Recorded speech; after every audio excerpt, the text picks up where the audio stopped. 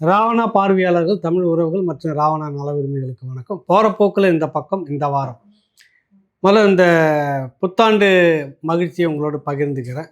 வணக்கம். முதல்ல உங்க எல்லாருக்கும் சொல்லிடுறேன். வணக்கம். ஆங்கில புத்தாண்டு நல்வாழ்த்துக்கள். ஆங்கில புத்தாண்டு நல்வாழ்த்துக்கள். ரொம்ப நல்லது. இந்த புத்தாண்டுனாவே ஒரு சபதம் எடுத்துப்பீங்க. ஆமா. எப்படி என்ன எது?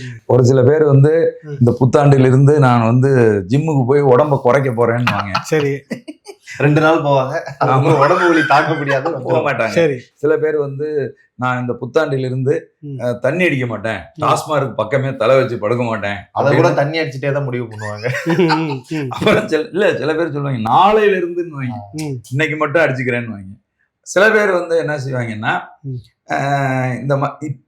இந்த புத்தாண்டுல ஒட்டுமொத்தமா பல பேர் ஒரு முடிவு எடுத்திருக்காங்க, எடுக்க போறாங்க.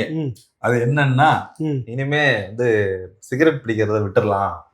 நான் இல்ல, அதாவது சிகரெட் பிடிக்கிறவங்களுக்கு சார்பா பேசுறேன். அதாவது நாங்களாம் சைடிஸ் பார்ட்டிங்க. ஆமா, சைட்ல இருந்து பார்ப்போம். ஆமா. ஒரு சிகரெட்டோட விலை 18 ரூபாயா இருக்கிறது. இந்த ஜிஎஸ்டி இந்த விலை உயர்வு 40% உயர்ந்துச்சுன்னா அது 72 ரூபாய்க்கு மாறிடும். கூடுதலாக கலால் வரியெல்லாம் சேர்ந்து அப்ப 72 ரூபாய்க்கு ஒரு சிகரெட் வாங்கி குடிக்கணுமா? இதுக்கு என்ன புத்தாண்டு சபதனியா எடுக்கணும்? எப்படி இருந்தாலும் எடுக்கணும். ஆனாலும் எங்க தாலியா எடுத்தாலும் அது வாங்கி அடிக்கணும்னு ஒரு எண்ணம் வந்துச்சு, செய்துட்டு தான் இருப்பான். அது சரி. குடி நோயாளிகள் மாதிரி இந்த சிகரெட்டுக்கு அடிக்ட் ஆனவங்களை பாத்தீங்கன்னாக்கா அலைவாங்க. இதெல்லாம் ஒரு காலகட்டத்துல இந்த அனுபவம் தான் இருந்தது. அலையணும், அது என்ன ரேட் ஆனாலும் அதை பத்தி கவலைப்பட மாட்டாங்க. புரியுது. இல்ல, எனக்கு ஒரு சந்தேகம் சார். இப்போ டாஸ்மாக்ல சரக்கினுடைய ரேட் ஒரு ரேட்ல 150, 200 இருக்கு. ஆனா கள்ளச்சாராயம்ன்ற பேர்ல பாக்கெட்ல வர சாராயம் 20 ரூபாயில இருந்து 50 ரூபாயில வரைக்கும் கிடைக்குது. அப்ப விலை குறைவா கிடைக்குதுன்றதுனால தான் குடி நோயாளிகள் அதிகமானாங்கன்ற ஒரு ரிப்போர்ட் இருக்கு.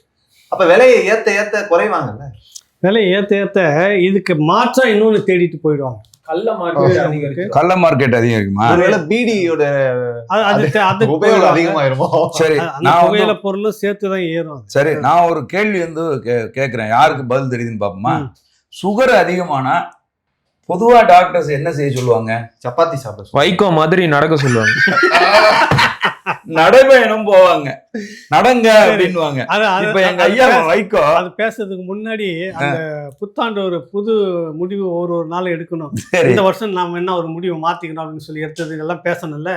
சிகரெட்டோட நிறுத்திட்டோம். புத்தாண்டுல இனிமே இந்த போற போக்குல இந்த பக்கம் கரெக்டான நேரத்துக்கு சொல்ற மாதிரி சாதனை எடுத்துக்கோம். போற போக்குல ரெடி. ஐயோ, இன்னைக்கு போற போக்கு தாமதமானதுக்கு நான் காரணம். உங்களை சொல்லல தம்பி, என்னையும் சேர்த்துதான் சொல்லிக்கிறேன். நான் ஒரு 2 வாரம் காணாமவே போயிட்டேன்னு. அது சரி, அதுக்காக சொல்ல வரேன். இப்ப வாப்ப நடப்ப. அதாவது என்னன்னா, சுகர் அதிகமாயிடுச்சுன்னு வைங்களேன். பொதுவா உலகம் முழுசுமே மருத்துவர்களும் சரி பொதுவாக சொல்றது என்னன்னா, கட்டாயம் நடங்க. ஒரு நாளைக்கு 10,000 ஸ்டெப் நடந்தீங்கன்னா சுகர் குறைஞ்சு நல்ல பேலன்ஸா இருக்கும் அப்படின்னுவாங்க. எங்க ஐயா வைகோ அடிக்கடி நடைபயணம் போறத பார்த்தா அந்த சந்தேகம் வருது எனக்கு. இந்த சந்தேகம் சரியா தப்பா? அப்படிலாம் இல்ல தம்பி, இல்ல அப்படிலாம் குறை சொல்லக்கூடாது. சமூகத்தின் மீது பெரிய அக்கறை இருக்கு.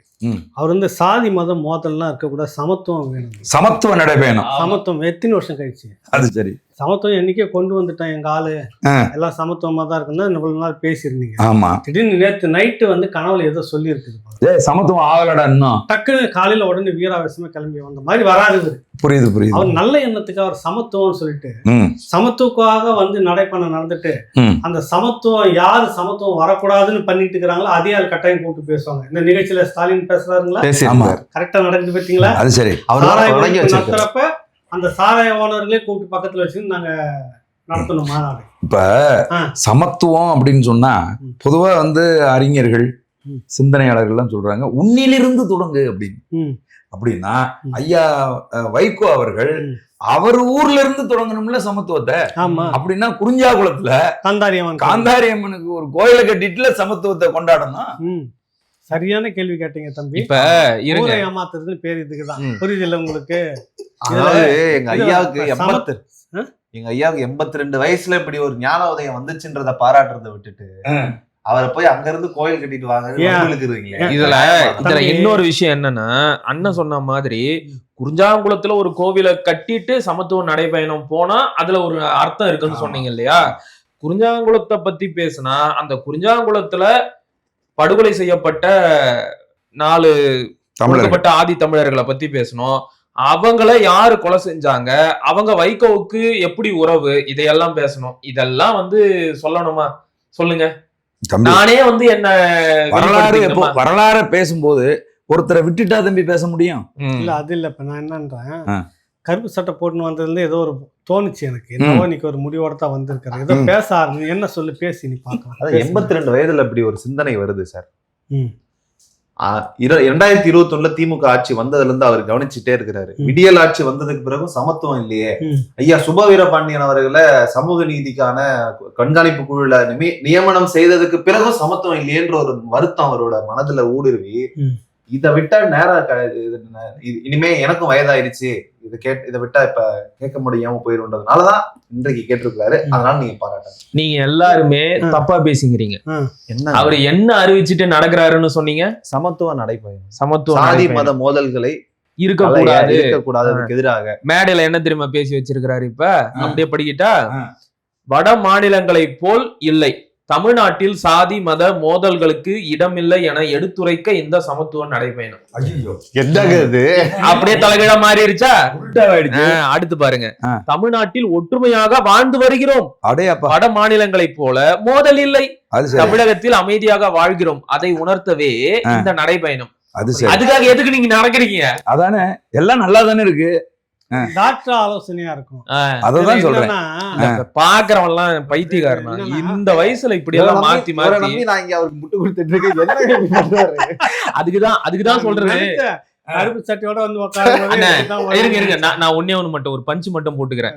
அதுக்குதான் சொல்றது, குடிகாரம் பேச்ச கூட நம்பிடலாம், வைகோ பேச்ச நம்ப கூடாது. அதை விட இப்ப அந்த வைகோ பேச்சுல ஒருத்தர் பேச போறாருல, ஒருத்தர் என்ன பேசினார் தம்பி? ஐயா முதலமைச்சர் ஸ்டாலின் தான் தொடங்கி வச்சார். தொடங்கி வச்சுட்டு சாதி மதம் முதல்ல அதை ஓகே ஓரமா வச்சுட்டு போதை இல்லாத தமிழகத்தை உருவாக்க வேண்டும் அப்படின்ற முன்னெடுப்பை எடுத்து அரசு நடவடிக்கை எடுத்துட்டு வருது. நடவடிக்கைகள்ல ஓரளவுக்கு முழுமையா இல்லைனாலும் அதை அழுத்தி சொல்றாரு.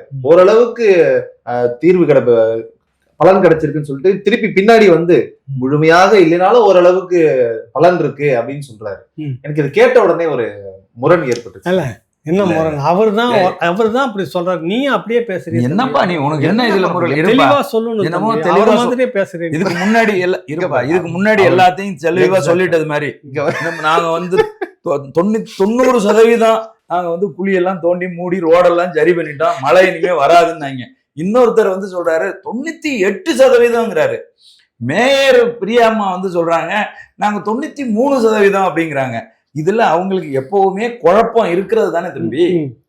இதுல என்ன புதுசா? நீ ஓரளவுக்கு பலன் கிடைத்தது, முழுமையாக தெளிவா கேக்குறேன். அந்த ஓரளவுக்குன்றல்ல, அது எந்த அளவுக்கு? திருவள்ளூர் மாவட்டத்துல நாங்க ஒரு கிட்டத்தட்ட 100 கிலோ கிட்ட நாங்க கஞ்சா பிடிக்கிற அளவுக்கு பலன் கிடைச்சிருக்கு. அதாவது வெட்டி மோசமா இது பண்ண பிறகுதான் நீங்க ரெய்டு அடிச்சு 100 கிலோ பிடிப்பீங்க. அவரு இன்னொன்னு சொல்றாரு, இந்த போதைப் பொருள் இது ஒரு நெட்வொர்க் செயல்படுது, உலகளாவிய நெட்வொர்க்கா இருக்கு. இந்தியால பல துறைமுகங்கள்ல இருந்து அது உள்ள வருது. எல்லா மாநிலத்துக்கு அதை தடுக்க முடியல. ஒன்றிய அரசும் மாநில அரசும் சேர்ந்துதான் இதுக்கான நடவடிக்கை எடுக்கணும் அப்படின்னு பேசுறேன். இதுலயும் ஒன்றிய அரசு தான் தெரியும். சரி, இப்ப நான் என்ன கேக்குறேன், போலீஸ் என்ன பண்ணுது? அண்ணா அதெல்லாம் இருக்கட்டும், இன்னொரு விஷயத்த மறந்துட்டீங்களே, உலக அளவுல போதை நெட்வொர்க்ல யார் சொல்றது? இத முதலமைச்சர் உங்க கட்சிக்குள்ள ஒருத்தர் மெத்து கடத்தினாரு. அது சரி, அவர்தான் ஜாமீன் கொடுத்துட்டீங்களா? ஆமா, என்ன வெளியூர் அணி பொறுப்பாளர்ல நீங்க எல்லாம் எங்கள் ஐயா அப்பா, ஐயா இவர் ஐயாடா, அப்பா வேற ஐயா வேற. என்னப்பா நீ? இல்ல ஐயா யாரு அப்பா யாரு சொல்லுங்க, தெளிவா சொல்லுங்க. ஐயா பெரிய ஐயா மா சுப்பிரமணியம். ஓ ஐயான்னா ஆங்கிலத்துல என்ன? சார் கூட சார் நீங்க இப்படி பண்ணிட்டீங்களே. நீங்க தைலாபுரத்துல இருக்க பெரிய ஐயா சின்ன ஐயா சொல்றீங்களா? ஐயோ, அந்த ஐயா ஐயா ஐயா ஆங்கிலத்துல சார், யார் அந்த சார்னு சொல்லுவாங்கல்லப்பா, அது தமிழ்ல ஐயா. அதனால எங்க ஐயா என்ன சொல்றாரு, தமிழ்நாட்டுல போதை பொருள்னு ஒண்ணு இருக்கா? அப்படி ஒண்ணு இருக்கிறதுக்கான வாய்ப்பே இல்ல, நாங்க ஒழிச்சு கட்டிட்டோங்கிறாரு. அது நீங்க எதை பத்தி யார் சொன்னது அது பத்தி மட்டும் பேசிட்டு இல்ல. இருக்கீங்க? அவரை இல்ல அது மட்டும் சொன்னா பரவாயில்ல, இருந்தா எங்களுக்கு சொல்லுங்க. ஏன்னா நாங்க வேலை இல்லாம உட்காந்துட்டு இருக்கிறோம். அது சரி, நீங்க கண்டுபிடிச்சு சொல்லுங்க, நாங்க உட்காந்துட்டு நேரா நாங்க வந்து தோசை ஊத்துறோம். ஜென்டில்மேன் காவல்துறை வாங்கிட்டே இருக்கு. ஜெய்ஹிந்த் படத்துல கவுண்டமணி அடிக்கடி தூங்கிட்டே வந்து கனவு காணுவார் தெரியுமா? அது மாதிரி கோட்டசாமி எந்திரியா ஜீரோ கஞ்சா அந்த மாதிரி கேளுங்க. அந்த மாதிரி இவரு நீங்க இருந்தா கண்டுபிடிச்சு, நீங்க இருந்தா சொல்லுங்க, நாங்க நடவடிக்கை எடுக்கிறோம். அது சரி. ஆமா, துண்டு துண்டா வெட்டி போடுறோம். அடையாளம் அந்த எந்த இடத்துல கஞ்சா இருக்குன்னு சொல்லி கொடுத்தாக்கா, தகவல் கொடுத்தாக்கா அவனை வெட்டி போடுறதுக்கு பாதுகாப்பு இல்ல. அது சரி. இந்த லட்சத்துல எங்க கிட்ட சொல்லுங்கன்னு வேற கேட்கறேன். இப்ப நான் ஒரே ஒரு தகவல் மட்டும் சொல்லிக்கிறேன். ஐயா வைகோ வந்து தமிழ்நாட்டுல சாதி மத மோதல்களே இல்ல, எல்லாரும் சமத்துவமா இருக்கிறாங்க அப்படின்னு சொல்லி இருக்கிறாரு இல்லையா? இந்தியன் எக்ஸ்பிரஸ்ல அக்டோபர் 1ஆம் தேதி 2025 வந்த செய்தி என்ன சொல்லுது அப்படின்னா, crime cases against kids Dalits on rice in Tamil Nadu show NCRB data. தேசிய குற்ற ஆவண காப்பகமே சொல்லுது, இந்தியாவிலேயே தமிழ்நாட்டுல தான் குழந்தைகள், பெண்கள், ஒடுக்கப்பட்ட மக்களுக்கு எதிரான குற்றங்கள் அதிகரிச்சிருக்கு. அது மட்டும் இல்ல, ரவிக்குமார் அவர்கள் சொல்றாங்க, இதே இந்த தேசிய ஆணையம் வந்து அறிவிச்சிருக்கு, இந்தியாவிலேயே அதிகம் சிறார் குற்றவாளிகள் இருக்கிற மாநிலம் வந்து தமிழ்நாடு தான் அப்படின்னு அறிவிச்சிருக்கு. 14% சிறார் குற்றவாளிகள் தமிழ்நாட்டில் இருக்காங்க. அதை விட ஒடுக்கப்பட்ட ஒடுக்கப்பட்ட மக்கள் மீதான வழக்கும் அதிகம் தமிழ்நாட்டுல தான். ஆமா, இப்ப என்ன இதுல கொடுமைன்னு கேட்டீங்கன்னா, பொதுமக்கள் எல்லாம் கொந்தளிக்கிறாங்க. ஏன் அப்படின்னு கேட்டீங்கன்னா, சிறாருங்கிறது எத்தனை வயசு வரைக்கும்? 18 வயசு வரைக்கும் சிறாரா? ஏன்னா 18 வயசுல கல்யாணம் ஆகி புள்ள குட்டியோட இருக்கிறாங்க, அவர்கள் வந்து சிறாரா? அவங்களுக்கு 2K கிட்ஸ் வந்து அப்படின்னு நிறைய பேர் கேட்டுட்டு இருக்காங்க. ஆமாங்கண்ணா, இணையதளங்கள் எல்லாம் எல்லாரும் என்ன கொந்தளிக்கிறாங்கன்னா, இந்த வட மாநிலத்தவனை வந்து வெட்டுனாங்கல்ல பசங்க, அவங்க எல்லாருக்குமே 17-18 வயசு பசங்க எல்லாருக்கும், அவங்க எல்லாம் சிறாரான்னு கேக்குறாங்க. இப்ப சிறார் அப்படிங்கிறதுனா சின்ன குழந்தைகள் அப்படிங்கிறதுக்கு லிமிடேஷன் என்ன? 18 வயசா? 17 வயசா? அப்போ அதை குறைங்க, முதல்ல அதை ஒழுங்கா உலகம் முழுசு எப்படி வச்சிருக்காங்கன்னு பாருங்க அப்படின்னு வந்து சொல்றாங்க. அப்படின்னா சிறார் குற்றங்கள் தமிழ்நாட்டுல அதிகமா இருக்கு.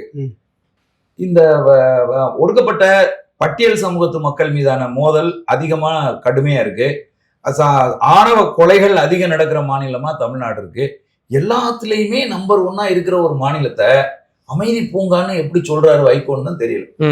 அவருக்கு ஏதோ ஒரு அசைன்மெண்ட் கொடுத்துருக்காங்க, சும்மா இருக்காதீங்க மேன், ஏற்கனவே walk man, you have to do something அப்படிங்கறாங்க. அதாவது நீங்க நடந்துட்டு இருந்தாதான் மக்கள் தெரிஞ்சுக்கணும். இதுல ஒரு பெரிய வார்த்தையை வந்து சொல்லுவார், எங்க அப்பாவோடு இருந்து அரசியல் கற்றுக்கொண்டவர். அருகில் அமர்ந்து அரசியல் கற்றுக்கொண்டார். அரசியல் இதெல்லாம் மறந்துட்டாரு போல இருக்கு. அதெல்லாம் மறந்துட்டாரு. அவன் சொன்னதை கவனிச்சிங்களா? எவ்வளவு நக்கல் பிடிச்சவன் தெரியுமா அவன்? அருகிலேயே அமர்ந்து, வைகோ அருகில் எப்படி அமர்ந்தார் என்று எல்லாருக்கும் தெரியும். அந்த போட்டோ இருக்கு, பாத்துருக்கீங்களா? ஆமா, ஏங்க உங்களுக்கு அது மட்டும் தான் தெரியுமா? நான் இன்னொரு போட்டோ சொல்றேன், பாத்துருக்கீங்களா? அதான் அருகிலேயே அமர்ந்து அரசியல் கற்றுக்கொண்டார். சரி, இப்ப இந்த ஒண்ணுத்துக்கும் உதவாத நடைபயணத்திற்கு கூட நான் வரமாட்டேன் பாத்துக்க அப்படின்னு சொல்லி ஒருத்தர் புறக்கணிச்சிருக்கிறாரு. யாரு தெரியுமா? நம்ம காங்கிரஸ் கட்சியின் மாநில தலைவரான ஐயா செல்வ பெருந்தகை. ஏயா அப்படின்னு கேட்டா, தேசிய தலைவரோட படத்தை போட்டுட்டாங்களாம், அதனால நாங்க வந்து இதை புறக்கணிக்கிறோம். தேசிய தலைவர் மேதகு வே பிரபாகரன் படத்தை அவர் போட்டுக்கிறார் வைகோ. சரி, அதுக்காக நாங்கள் புறக்கணிக்கிறோம், எங்களுக்கு ரோசம் வந்துருச்சுன்னு யாரு காங்கிரஸ் கட்சி சொல்லுது. இவ்வளவு ரோசமான இருக்கிற அந்த போஸ்டிங்க போட்டு சாப்பிடுறவங்க, நல்ல காரத்தை போட்டு சாப்பிடுற அந்த காங்கிரஸ் போஸ்டிங்க என்னத்துக்கு திமுக கூட கூட்டணி வைக்கணும்? நீங்க தானே இந்த தலைவருடைய கொலைக்கு காரணமே திமுக தான். கொடி கம்பத்தெல்லாம் அடிச்சு அவ்வளவு அளவுத்தெல்லாம் கொளுத்தி இந்த எந்த காலகட்டத்துல திமுக கூட கூட்டணி இல்லைன்னு சொன்ன போஸ்டிங் நீங்க இல்ல. இவ்வளவு ரோசம் இல்ல, நீங்க இல்ல ரோசம் வந்தது, ரோசப்பட்டது செல்வ பெருந்தகை. அப்ப அவர் வேற எங்கேயோ இருந்தாருன்னு, அதனால அவருக்கு அதெல்லாம் தெரியாது. சரி, தெரியாது. இப்ப தெரியுது இல்ல. இப்ப இந்த படத்தை வச்சுட்டு வர வைகோ இந்த கூட்டணிக்குள்ள இருக்க கூடாதுன்னு சொல்லிட்டு, இல்லன்னா காங்கிரஸ் நாங்க வெளியேறோம்னு சொல்லு. அததான் செய்திருக்கிறாரு. அவர் வந்து இப்ப மேதகு படம் இருக்குன்ற ஒரு காரணத்தை சொல்லி திமுக கூட்டணியில இருந்து இந்திய கூட்டணி, அதாவது காங்கிரஸ் வெளியே கழண்டிட்டு வர்றதுக்கான அச்சாரம் தான் இது. அது ஆனா ஒரு பக்கம் ப. சிதம்பரம் என்ன சொல்றாரு, உறுதியாக நாங்க வந்து திமுக கூட்டணியில தான் இருக்கோம், 50 சீட்டு பேசிட்டோம். சுதர்சன ஆட்சியப்பன்னு ஒருத்தர் இருக்காரு, அவர் சொல்லிட்டாரு திமுக விட்டு காங்கிரஸ் வெளில போனீங்கன்னா தமிழ்நாட்டுல அட்ரஸ் இல்லாம போயிடுவீங்க. சும்மா விஜய் நம்பி வெளியில போறேன். உங்களோட சிக்னேச்சர் டயலாக் ஒண்ணு இருக்கா, சொல்லுங்க. என்ன தம்பி? அடிச்சு அள்ளியா அடிச்சு அள்ளுனா கூட ஒரு லாரி தேர மாட்டானுங்க காங்கிரஸ்காரனுங்க. சரி. அப்ப வந்து என்னன்னு கேட்டீங்கன்னா, இவங்க வந்து ஆட்சியிலும் பங்கு அதிகாரத்திலையும் பங்கு அப்படின்னு சொன்னா நீங்க வீதியில தான் இருப்பீங்க. இன்னைக்கு இருக்கிற நிலை கூட காங்கிரஸ்ல இருக்காது. யார் அந்த கொத்தடிமை? அந்த கொத்தடிமை வந்து சுதர்சன ஆட்சியப்ப. அவர் என்ன தெரியுமா சொல்றாரு, 30 சீட்டு கொடுத்தா கூட வாங்கிட்டு போட்டியை போடுங்கப்பா. 30 சீட்டா? ஏன்னா இப்பதானே சொன்னீங்க போக்கல அப்படி ஒரு 30 இல்ல, இப்பதானே சொன்னாரு இவரு, அடிச்சு அள்ளி போட்டா கூட ஒரு லாரி தர மாட்டாங்கன்னா அவங்களுக்கு 30 சீட்டா? 30 சீட்டு. சரி, அதெல்லாம் இருக்கட்டும். மாவட்டத்துக்கு 2 சீட்டு, 38 மாவட்டத்துக்கு 74 சீட்டு வேணும். ஆனா எனக்கு என்ன ஒரு கேள்வினா, எங்க அண்ணன் எங்க ஐயா இவரு, அதாவது துணை முதல்வர் இருக்காருல்ல, வாரிசு அரசியலின் அடுத்த வாரிசு, அவர் என்ன தெரியுமா சொல்றாரு, எங்களுடைய ஆட்சியில், அதாவது எங்க அப்பாவோட ஆட்சியில தமிழ்நாட்டுல ஒவ்வொரு வீட்லயும் 2 பேரு எங்கள் பலனை அனுபவித்தவர்கள் இருக்கிறார்கள். கரெக்ட். சரக்கு உங்க ஆட்சியினுடைய சரக்கு பலனை அனுபவிச்சு குடும்பத்துல 2 பேர், குடும்பத்துல 4. இதை நம்ம ஏற்க முடியுமா? குடும்பத்துல இல்ல. பேச்சா வச்சுக்கணும். கரெக்டா? ஒரு குடும்பத்திலையும் எங்க ஆட்சியுடைய பலனை அனுபவித்தார்கள். கரெக்டா? ஆமா. எப்படி இருந்தாலும் எங்க குடும்பத்துல இருந்து பாத்தீங்கன்னா 2 பேரு பலனை அடிச்சுன்னு பாட்டில் வாங்கி உட்கார்ந்துட்டு இருக்காங்க. அது சரி. உங்க குடும்பத்துல அது மாதிரி இருந்திருப்பாங்க. பக்கத்துல அக்கம் பக்கத்துல நடந்துட்டு இருக்க பலன் அனுபவிக்கிறாங்களா இல்லையா? அத சொல்றாரு இளவரசர். உண்மைதானே. இப்ப வீரன் சரக்க வித்து குடிகாரங்களாக்குறாங்க. சரி. வீட்டுக்கு ஏதாச்சும் ஒரு குடிகாரர் இருப்பார். ஒருத்தர் பலன் அடைகிறாரா? பள்ளிக்கு போற குழந்தைகள் கூட பள்ளிக்கூடத்துல அமர்ந்தே மது குடிக்கிறாங்க. காணொளிகள் புகைப்படங்கள் எல்லாம் வெளியாச்சு. 1 மாசத்துக்கு முன்னாடிதான், ரொம்ப தூரத்துல எல்லாம் இல்ல. அப்ப மாணவர்களும் பலன் அடைகிறாங்க. குடும்பத்துக்கு 2 பேர் பலன் அடைகிறாங்க. சரி, இதுவும் இல்ல, நான் 3 கூட சொல்றேன், 3 பேர் பலன் அடைகிறாங்க. இப்ப ஐயா ஆட்சிக்கு வந்ததுல இருந்து இல்ல, அப்பா ஆட்சிக்கு வந்ததுல இருந்து சொத்து வரி, பால் விலை உயர்வு எல்லாம் ஏறி போச்சா, மின் கட்டணம் எல்லாம் ஏறி போச்சா. இப்ப இதனால ஒட்டுமொத்த குடும்பமுமே இந்த திமுக ஆட்சியில ரொம்ப நல்ல பலன்களை எல்லாம் அனுபவிச்சுக்கிட்டு தான் இருக்கிறாங்க. வேற என்ன விஷயம் இருக்கு உங்களுக்கு வேணும்? எதுக்கு நான் வந்து இதை சொல்ல வரேன், நான் அவ்வளவு தூரம் எங்களுடைய இளவரசர் எங்க ஆட்சியில ஒவ்வொரு வீட்லயும் 2 பேரு எங்க பலனை அடைஞ்சிருக்காங்க அப்படின்னு சொல்லும் போது இந்த வாத்தியார்களுக்கு என்ன நடந்துச்சு, இந்த துப்புரவு தொழிலாளர்களுக்கு என்ன கேடு, இந்த செவிலியர்களுக்கு என்ன பிரச்சனை, ஒவ்வொரு வீட்லயும் 2 பேரு எங்க அப்பா ஆட்சியை வந்து அனுபவித்தவர்கள் இருக்கிற போது உங்களுக்கு எல்லாம் என்ன பிரச்சனை? சதி பண்ணி நீங்க எல்லாம் வேணும்னே எங்க ஆட்சிக்கு எதிராக போராடுறங்கிற பேர்ல வந்து வீதியில படுத்து கிடக்குறீங்களா? ஒரு வீட்டுல 5 பேர் இருப்பாங்க. சரி. 2 பேர் பயனடைஞ்சா 3 பேர் பயனடைய மாட்டாங்க. நீங்க சொன்ன கணக்குல அந்த 3 பேர்ல வந்துருவாங்க. ரெண்டாவது இவ்வளவு வக்கனையா கேள்வி கேக்குறாங்கல்ல, அதெல்லாம் வாக்குறுதி கொடுக்கறதுக்கு முன்னாடி யோசிக்கணும். இந்த ஆசிரியர்கள் போராடிட்டு இருக்கிறாங்கல்ல, அப்படியே 21க்கு முன்னாடி 4 வருஷத்துக்கு முன்னாடி இதே போல பெரும் கூட்டமா நின்று போராடிட்டு இருக்கிறாங்க. பெரும் கூட்டத்துக்குள்ள அந்த கூட்டத்துல வந்து நடுநாயகமா நின்றுட்டு ஸ்டாலின் அவர்கள் பேசுறாரு மைக்க பிடிச்சுக்கிட்டு, நாங்கள் எங்கள் ஆட்சியில் உங்களை இப்படி எல்லாம் கதற விட்டோமா, அது சரி, இப்படி எல்லாம் உங்களை நடுத்தூர்ல நிக்க வச்சோமா, இப்படி எல்லாம் உங்களை போராட வைத்தோமா, அரசு ஊழியர்கள் ஆசிரியர்கள் நீங்களாம் வந்துட்டு எப்படிப்பட்ட ஒரு சமூகத்துக்கு, என் தந்தையார் உங்களை எப்படி வந்து உங்களை கொண்டு வந்து வச்சுட்டு இருந்தார், இதெல்லாம் சத்தியமா அவர் பேசுனது இன்னமும் இருக்குது. சரி. அதனால 21 எங்களுக்கு வாக்கு போடுங்க, உங்களுக்கு வந்தோம்னா நாங்க நேரம் நீட்டி ஒரு பெரிய கம்பு கையில கொடுத்துறோம்னு சொல்லியிருந்தாரு. சரி, புரியுது இல்ல? ஓகே. இப்ப அந்த கம்பு கொடுக்கணும்னு சொன்னாங்கல்ல, இன்ன வரைக்கும் காணவே இல்லை. அது சரி. மொத்தமும் கொண்டு குடும்பத்துக்குள்ள வச்சுக்கிட்டாங்க. சரி. ரோட்ல நின்று இன்னைக்கு இதை துப்புரவு தொழிலாளர்களுக்கு என்னங்க பிரச்சனை? நாங்க சோறு போடுறோம், இதே இவங்க போட்ட வீடு கட்டி தர்றோம், நீ வேலையை கூடு, சோறு நாங்க வாங்கிக்கிறோம், உன்னை யாரு சோறு கேட்டது அப்படின்னு அவங்க கேக்குறாங்க. அது சரி. எனக்கு எவனே ஒருத்தர் சோறு போடக்கூடாது, நான் சோறு எனக்கு வேலை நான் வாங்கி, நான் கவர்மெண்ட் சம்பளம் வாங்கி நான் சாப்பாடு சாப்பிட்டுக்கணும். கொத்தடிமை மாதிரி நீ ஒருத்தன்ட்டு வேலை செய்ய. தம்பி, ஒரு ஸ்டைலா பூ போட்ட சட்டை போட்டிருக்கும் போது நினைச்சேன்டா இவர் இப்படித்தான் பேசுவாரு அப்படின்னு. உங்களை பாஜகவோட பி டீம்னு சொல்றாரு, நீங்களே சிரிச்சுக்கிட்டே இருக்கிறீங்க. பூனா என்ன தாமரை பூ? கேள்வி கேட்கறவனுக்கு எல்லாம் ஒரு முத்திரை குத்திர வேண்டியது. கேள்விக்கு பதில் சொல்ல மாட்டீங்க. அது சரி. இன்னுமாடா ஊர் உங்களை நம்புது. எங்களை மட்டும் கருப்பு சட்டை போட்டதுக்கு என்னடா சொன்னீங்க? அதனாலதான் ஒரு சட்டையில இவ்வளவு கலவரமா? ஐயோ, சட்டைகள் இன்னுமாடா அந்த ஊர் நம்புதுன்னு ஒண்ணு சொல்லுவாங்கல்ல, அது சரி. அது மாதிரி இன்னுமாடா அந்த பாஜக உள்ள போந்துருன்ற கதையை நம்பிட்டு இருக்குது உலகம். அப்போ செவிலியர்களுக்கு என்ன பிரச்சனை? இத பேசுனா நீ பாஜக உள்ள போந்துருன்னு உட்காந்துட்டு இருக்கிற. அது சரி. தூய்மை பணியாளர்களுக்கு வேலை கொடுக்குற நீ தான் உட்காந்து வக்கனையா பேசுனீங்க அவங்களுக்கு. செவிலியர்களோட போராட்டத்துல கலந்துகிட்டு கொரோனா காலகட்டத்தில் உயிரை பணைய வைத்து வேலை செய்தவர்கள் நீங்கள். 1000 செவிலியருக்கு நாங்க அரசு இது பதவி கொடுத்துட்டோமே, கேளுங்க, வேலை போட்டு கொடுத்துட்டோமே. எந்த 1000 போராடுறது 5000 பேரு, கேளுங்க, நீங்க 1000 பேருக்கு கொடுத்துருக்கீங்க. இதே பேர் இவ்வளவு இத்தனை பேரும் முந்தைய காலகட்டத்துல போராடினாங்க. சரி. அப்ப நீங்க போய் என்ன கலந்துட்டாரு, உங்க அப்பா என்ன போய் பேசினாரு, நம்ம மாசு சாரோட அப்பா இருக்காருல்ல, தமிழ்ல ஐயான்னு சொல்லுங்க மரியாதையா. அல்ல சாருன்னு சொன்னதாங்க நல்லா கௌரவமா இருக்கும். இல்ல நீங்களே உறுதிப்படுத்திட்டீங்களா என்ன? சாருன்றீங்க, ஐயான்றீங்க. இல்லப்பா அவர் சாருன்னு சொல்றது தப்பா? சாரு சொல்லலாம். சாருன்னு சொன்னா உங்களுக்கு என்ன நோவுது? சொல்லலாம். சரி அண்ணா, உங்களுக்கு எது நினைப்பு வந்துச்சு, அதுக்கு நான் பொறுப்பு இல்ல.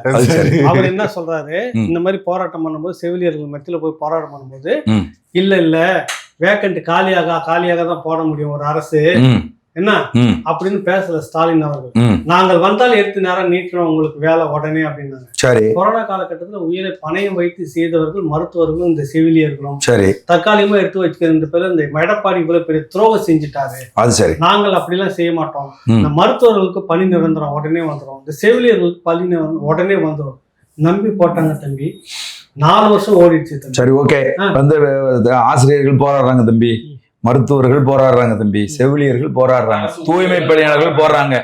வேலை செஞ்சு விட்டு வேலை வரைக்கும் முடிஞ்சு வீட்டுல இருக்கிறவங்க ஓய்வூதியம் பெறவங்களுக்கு என்ன பிரச்சனை? அவங்க ஏன் போராடுறாங்க? நீதான் பழைய பென்ஷன் ஸ்கீம் கொண்டு வருவேன்னு சொன்னீங்க. என் பணத்தை தூக்கி நீயே வச்சுக்கிட்டியா? நான் ஏதோ என் அக்கௌண்ட்ல இருங்க தம்பி, என் அக்கௌண்ட்ல இருந்தா நான் ஏதோ பாத்துட்டு இருப்பேன் தம்பி. அதை நீ டெபாசிட் பண்ணி வச்சுட்டு அப்புறமா அவரும் போங்கன்னு எங்க வரேன்னு எனக்கு தெரியும். இதுக்கெல்லாம் தெரியும். நாளைக்கு முக்கியமான அறிவிப்பு தமிழ்நாடு அரசு வெளியிட போகிறது அப்படின்னு அமைச்சர் ஏவா வேலு தங்கம் தென்னரசு உறுதி அளிச்சிருக்கு. அதுல பாரு, நான் சொல்ற ஒரு வரி தவறாம இடம்பெறும். ஒன்றிய அரசு எங்களுக்கு போதிய அளவுக்கு நிதி தரவில்லை. அதனால சரி, உங்ககிட்ட இருக்கிற நிதி எல்லாம் நீ என்ன பண்ண? அதுக்கு முதல்ல பதில் சொல்லு. சரியா தூக்கம் வராட்டி கூட ஒன்றிய அரசு என்ன 10 லட்சம் கோடி கடன் வாங்கி வச்சிருந்தியே, அந்த கடனை வச்சு நீ என்னதான் பண்ண? அதுக்கு பதில் சொல்லு. அத கேட்டா அதனால உங்களுக்கு என்ன கவலை? அது சரி, நீங்களா கட்ட போறீங்க அப்படின்னு ஒரு அறிவாளி வேற கேக்குறாரு. நிபுணர். அது சரி. 170 நீங்க வந்து ஒரு நாளைக்கு வட்டி மட்டுமே 179 கோடி இந்த அரசு வட்டி கட்டின்னு இருக்கு. அது சரி. இவ்வளவு பணம் எங்க இருந்து எடுக்கிறீங்கன்னு கேட்டீங்கன்னா தலையில எங்க தலையில இருந்து நான் வரி பணத்துல இருந்து வாங்கி. எப்படி யாருன்னா நேரடியா வந்து கேட்டாங்கன்னா அசிங்கமாயிடும். ஏன் வரி பணங்க அந்த வீட்டுக்கு வந்து 1000 ரூபாய் கட்டிட்டு இருந்தேன். இப்ப என்னன்னா 3000 ரூபாய்க்கு வந்துட்டு இருக்குது. அப்பா மின் கட்டணம் வந்துட்டு சாதாரண 1000க்குள்ள வந்துட்டு இருந்தது. இப்ப 2900 ரூபாய் வருது. அது சரி. கடை வாங்கணும் உங்களுக்கு நான் கேட்கறாருல, நேர்ல வந்து கேட்டாங்கன்னா பிஞ்சு பணம். ஒரு ரூம் தொடப்ப கட்டல விளக்குமாறு பிஞ்சிருந்தாங்களா அந்த பொம்பளைங்களே கேள்வி கேட்பேன். நம்ம பொம்னாட்டிங்க கேள்வி கட்டாயம் இந்த அளவுக்கு இருக்குது. ஆமான மக்கள் அதுதான். எங்க அப்பா வந்து நேத்து ஒண்ணு பேசினாரு, இன்னைக்கு ஒண்ணு பேசினாருங்கிறீங்க. தமிழ்நாட்டுல அதே மாதிரி ஒருத்தர் நேத்து ஒண்ணு பேசினாரு, இப்ப இன்னைக்கு நாளைக்கு ஒண்ணு பேச போறாரு. அத பத்தி கவலைப்பட மாட்டேங்கிறீங்க. யார் அவரு? பெரியாரை தூற்றினாரு, பெரியாரம் மண்ணு அப்படின்னாரு. இப்ப பெரியாரை போற்றுவோங்கிறாரு. அத நீங்க கணக்குல எடுத்துக்க மாட்டேங்க. ஆமா, பெரியாரை போற்றுவோம் ஏங்க என்னங்க அது கொலகாரரா மாத்துறீங்க? இவரு சொல்றது நீங்க சொல்றது வந்து சீமான் நடத்துற தலைப்பு. பெரியாரை போற்றுவான். ஆமா, அது முந்தா நாள் வரைக்கும் பெரியார் ஒரு மண்ணு, பெரியார் எங்களுக்கு வந்து ஒண்ணுமே இல்லைன்னு சொல்லிட்டு இருந்துட்டு திடீர்னு இப்ப வந்து அவசரப்படாதீங்க. ஆமா, அந்த பெரியார் யாருன்றது இருக்கிறாங்க. அந்த பெரியாரை தான் நாங்கள் போற்றுகிறோம். நீங்க சொல்ற இந்த ஈவே ராமசாமி நாயக்கர் இருக்காருல்ல, அவர் கிடையாது. புரியுது இல்ல? பெரியார் என்றால் ஒருவர். அந்த பெரியாரே ராஜாஜியே பெரியாருன்னு சொல்லி இருக்கிறாரு. அதுக்கு என்ன பண்ணுவீங்க? அது சரி. எந்த ராஜாஜிய குள்ளுகப்பட்டர்னு சொன்னாரோ, குள்ள நரின்னு சொன்னாரோ, அந்த ராஜாஜி இறந்த போது ஐயா ஈவேரா அவர்களே கொண்ட கொள்கையில் உறுதி மாறாமல் கடைசி வரை வாழ்ந்த பெரியார் ராஜாஜி அப்படின்னு இரங்கல் அறிக்கை கொடுத்திருக்கிறாரு. சொல்ற விதை எப்படி தெரியுமா? இந்த ஊர்ல சாமி கனியாடிட்டு பேசுறாங்க. அந்த அளவுக்கு கரெக்டா அப்படி அடிச்சிட்டு மாதிரி இந்த நேரத்துல இது நடக்கும் சொல்ற மாதிரி கிளியர் இவ்வளவு சொல்லி எனக்கு வேற ஏன் வந்துச்சு. பெரியாரை ஆகன்னு ஒருத்தன் மேடையில பேசிட்டு அடைகிறான்ல போட்டு சீமான் பேச போற பெரியாருன்றது அந்த பெரியார் வேற, எங்களுக்கான பெரியார்கள் எவ்வளவு சாதித்து இருக்கிறார்கள். தம்பி நமக்கெல்லாம் பெரியாருன்னா ஒருத்தர் தானடா, எங்களுக்கெல்லாம் உங்களுக்கு இருக்கிறாங்க கருப்பு சட்டை போட்டவங்களுக்கு. நீங்க வேற நாங்க வேற, உங்களுக்கு இருக்கலாம் எங்களுக்கு வேற, அது தெரிஞ்சுப்போம். கொஞ்சம் பொறு, இது பேச்சு மாறினது இல்லையா? கொஞ்சம் பொறு, அவசரப்படாதீங்க. நாளைக்கு சாயங்காலத்துக்கு பிறகு ஒண்ணு கதறுவீங்கல்ல, அன்னைக்கு பேசுவோம். அதாவது தமிழ்நாட்டுல எல்லா துறையில இருந்தும் போராட்டம் அறிவிச்சிட்டாங்க, போராட ஆரம்பிச்சிட்டாங்க, தொடங்கிட்டு இருக்கு. ஒரு துறையில மட்டும் இன்னும் மௌனமாவே இருக்காங்க. என்ன துறைன்னு நீங்க கண்டுபிடிங்க பாப்போம். சினிமா துறை இல்ல, சினிமா துறையிலையும் போராட ஆரம்பிச்சிட்டாங்க. என்ன துறை சொல்லுங்க, நம்ம பேசுவோம். துறை நீங்க சொல்லுங்க, அந்த துறைய. ஊடகத்துறை. ஊடகத்துறைக்கு உங்களுக்கு நாங்க சொல்லட்டுமா? ஊடகத்துறைக்கு உருட்டி உருட்டி லட்டு இருக்கு, அப்படியே வாயை திறந்தோடனே டமால் டமால்னு லட்டை வீசுறாங்க. சரி, யார் வீசுறாங்க? யாரு வாயத்தை? நான் வந்ததுல இருந்து பாக்குறது சொல்லிட்டே இருக்கீங்க. கீழே கூட உட்காந்து பேசி இருப்ப சொன்னீங்க, அண்ணா வாயை திறங்கன்னா சார், கில்டுலயோ இல்ல பிரஸ் கிளப்லயோ எத்தனை போராட்டங்கள் போன ஆட்சியில நடந்திருக்கு, எத்தனை ஆர்ப்பாட்டங்கள் நடத்தி இருக்கிறாங்க. இது வரைக்கும் 2021 ஏதாவது நடந்திருக்கான்னு சொல்லுங்க. இல்லப்பா, போராடுற மாதிரி ஒண்ணு நடக்கலங்க. அப்படி அமைதி எல்லா விதத்திலும் நிறைவா இருக்குது. போராடல, நாங்க எதிர்ப்பு குரல் கொடுக்கல. அதான் ஆளுங்கட்சிக்கு ஆதரவா இருக்கிறவங்க மட்டும்தான் அங்க உறுப்பினர்களா இருக்க முடியுங்கிற நிலை உருவான பிறகு எங்க இருந்து வரும் போராட்டம்? ஓராண்டுக்கு முன்னாடி ஆந்தை குமார்னு கேள்விப்பட்டிருக்கீங்களா? ஆந்தை ரிப்போர்ட்டர்ல மிகப்பெரிய இருக்கு. நாங்களாம் அவரை முன்னோடியா வச்சுக்கிட்டோம். உள்ள நுழைஞ்ச பிறகு அவர் கூடவே வேலை செய்யற, அதெல்லாம் எனக்கு பாக்கியம் கிடைச்சது. அப்படிதான் பெரிய ஒரு, அவர் பெரிய சீனியர். சரி, அவர் பிரஸ் கிளப்ல கொடுத்துட்டு இந்த ரெனியூவல் பண்றதுக்கான இது ஒன்னும் அவருக்கு நடக்கல. அவருக்கே அது சரி, புரியுது உங்களுக்கு? அப்ப அந்த கார்டு கேட்டுங்கிற ஒண்ணு நீங்க பதில் சொல்லினா அப்பப்போ புலம்பி எழுதிக்கிட்டு இருக்கிறாரு. நானும் ரெனியூவல் கொடுத்துட்டு வந்திருக்கிறேன், ஒன்னும் தெரியல, போய் கேட்கணும். அதனால அவங்க ஒரு நிறைவா இருக்கிறப்ப போராடணும்னு அவசியம் இல்லைங்க. அது மட்டும் இல்லாம ஒரு வருஷத்துக்கு முன்னாடி நம்முடைய முதலமைச்சர் ஐயா பத்திரிகையாளர்களை எல்லாம் கூப்பிட்டு நல்லா கவனிச்சாரு இல்ல? அப்படி பயிற்சி பட்டறை ஆரம்பிச்சாங்க, அதுக்காக வந்தாரு. புத்தி பத்திரிகையாளர்களை நல்லா பாத்துக்கிறாரு. அதனால அவங்க ஏன் போராடணும்? அப்ப லட்டு உண்மைதான். லட்டு மேட்டருக்கு வாங்க. லட்டுனே இருக்கு. ஆமா, இப்ப பொட்டி பொட்டியா போயிருக்கு. பொங்கல் போக்கிரி பொங்கல், பொங்கலுக்கு எங்க தம்பி விஜயோட ஜனநாயகன் படம் வரதா இருந்துச்சு இல்லையா? வரும், அது வராது, வரும் ஆனா வராது. வரும். அந்த படத்தை இந்த சிவகார்த்திகேயன் படத்தை முன் வச்சு வீழ்த்திடலாம் அப்படின்னு பாக்குறாங்க. விஜய் என்ன நினைக்கிறாருன்னா, இந்த படத்தினுடைய இதுக்கு முந்தின படம் எனக்கு தோல்வி. விஜயோட கேரியர் எடுத்து பாத்தீங்கன்னு வச்சுங்களேன், 50-50 இல்லைன்னு. அதாவது ஒரு 10-15 படம் தான் வெற்றி படம், பாக்கி எல்லாமே பிளாப் படம். நீங்க அதை எடுத்து லிஸ்ட் எடுத்து பாத்துட்டே வந்தீங்கன்னா, நான் சொல்லிட்டே வந்தேன்னா அட்டர் பிளாப்னு சொல்லிட்டே வருவீங்க. அதனால இந்த படமும் பிளாப் ஆச்சுன்னா எனக்கு பாலிடிக்ஸ்லயும் நான் பிளாப்னு சொல்லிடுவாங்க. அதனால உருட்டுங்கடா லட்டை அப்படின்னு சொல்லி லட்டை உருட்டி ஒரு பிரபலமான பத்திரிகையாளரை கட்சியில இணைச்சிருக்காங்க. இப்போ அவர் ஊடகத்துறை சேர்ந்தவரை, அவரோட தலைமையில ஒரு குழுவை அமைச்சு யாருக்கெல்லாம் லட்டு போட்டா இந்த படம் மிகப்பெரிய வெற்றி, 1000 கோடி கலெக்ஷன், 5000 கோடி கலெக்ஷன் யாரெல்லாம் எழுதுவாங்க பேசுவாங்களோ அவங்களுக்கு எல்லாம் லட்டு கொடுக்குறாங்க. அதனால படம் ஓடிரும். ஆமா, ஏதாவது எப்படின்னா திமுக ஸ்வீட் கொடுப்பாங்கல்ல, அது பழைய ஸ்டைலு, இது சென்சி, அதனால லட்டு. இப்ப இங்க பாரு, 1000 தான் நீ கர்ண அடிச்சாலும் சரி, திமுக மாதிரி கர்ண அடிக்க ஒருத்தனும் இனி குறைக்க போறது. இப்ப இந்த செய்திய சொல்லும் போது ஒரு பாட்டு பாட்டீங்களா? என்ன பாட்டு? போக்கிரி பொங்கல். அந்த படத்துல ஒரு வசனம் வருமே, என்ன வசனம் சொல்லுங்க தம்பி? நீ படிச்ச ஸ்கூல்ல நான் ஹெட் மாஸ்டர்ரா, இந்த லட்டு உருட்டுறதெல்லாம் திமுக மிஞ்சறதுக்கு உலகத்திலே ஆள் இல்ல. தலைகீழா நின்னு தண்ணி குடிச்சாலும் சரி, அது சரி, அவனுக்கு தெரியும் எந்த படத்தை எப்படி ப்ரொமோட் பண்ணணும், எப்படி எல்லாம் பூம் அப் பண்ணணும்னு அவங்களுக்கு தெரியும். அது சரி. இப்ப நான் ஒரு டைலாக் சொல்றேன். அயன் படத்துல ஒரு வசனம் வரும், லட்டுல வச்சு நட்டுல வச்சு நினைச்சியா, லட்டுல வச்சிருக்க அந்த மாதிரி எல்லாம் சரி. நான் சொல்ல வருது என்னன்னா, இப்ப ஜனநாயகம் வந்தாருன்னா நாட்டுல வராட்டி போனான். உங்களுக்கு லட்டு வேணுமா வேணாமா? எனக்கு அது இல்ல பிரச்சனை. அந்த லட்டு திங்கிறதுக்கு நான் சும்மா இருந்துருவேன். பராசக்தி வாசனம் எல்லாம் அது ஏற்கனவே கிண்டியாச்சு. சரி, எனக்கு அது இல்ல பிரச்சனை. என் படம் சல்லியர்களுக்கு ஏன் அந்த துரோகம்? அத சொல்லுங்க. முக்கியம், ஏன் ரொம்ப முக்கியமானது என்னன்னா, இப்ப நீங்க பாத்தீங்கன்னா சல்லியர்கள் என்ன படம்? சல்லியர்கள் வந்து ஈழ போராட்டத்தில் உயிருக்காக துடித்து கொண்டிருந்த அதாவது போர்ல வந்து விபத்தான போராளிகளை காப்பாற்றுறதுக்கு துடிச்சு தியாகங்கள் பல செய்த மருத்துவர்களை பற்றிய படம். போர்க்களத்தில் இருக்கக்கூடிய மருத்துவர்களுடைய தியாகத்தை பற்றின ஒரு படம். 1. 2, அது ஈழத்தமிழர்கள் குறித்த ஒரு படம். இங்க ஒரு PVR அப்படின்னு ஒரு நிறுவனம் இருக்கு. PVR அப்படின்னா என்ன அப்படின்னு நீங்க பாத்தீங்கன்னா, Priya road show, Priya village road show. Priya அப்படின்னா என்ன அப்படின்னு பாத்தீங்கன்னா, அஜய் ஜூப்ளி அப்படின்னு ஒருத்தர் வடநாட்டுக்காரர். அந்த ஆள் வந்து ஒரு டிரான்ஸ்போர்ட் பிசினஸ் பண்ணிட்டு இருந்தான்.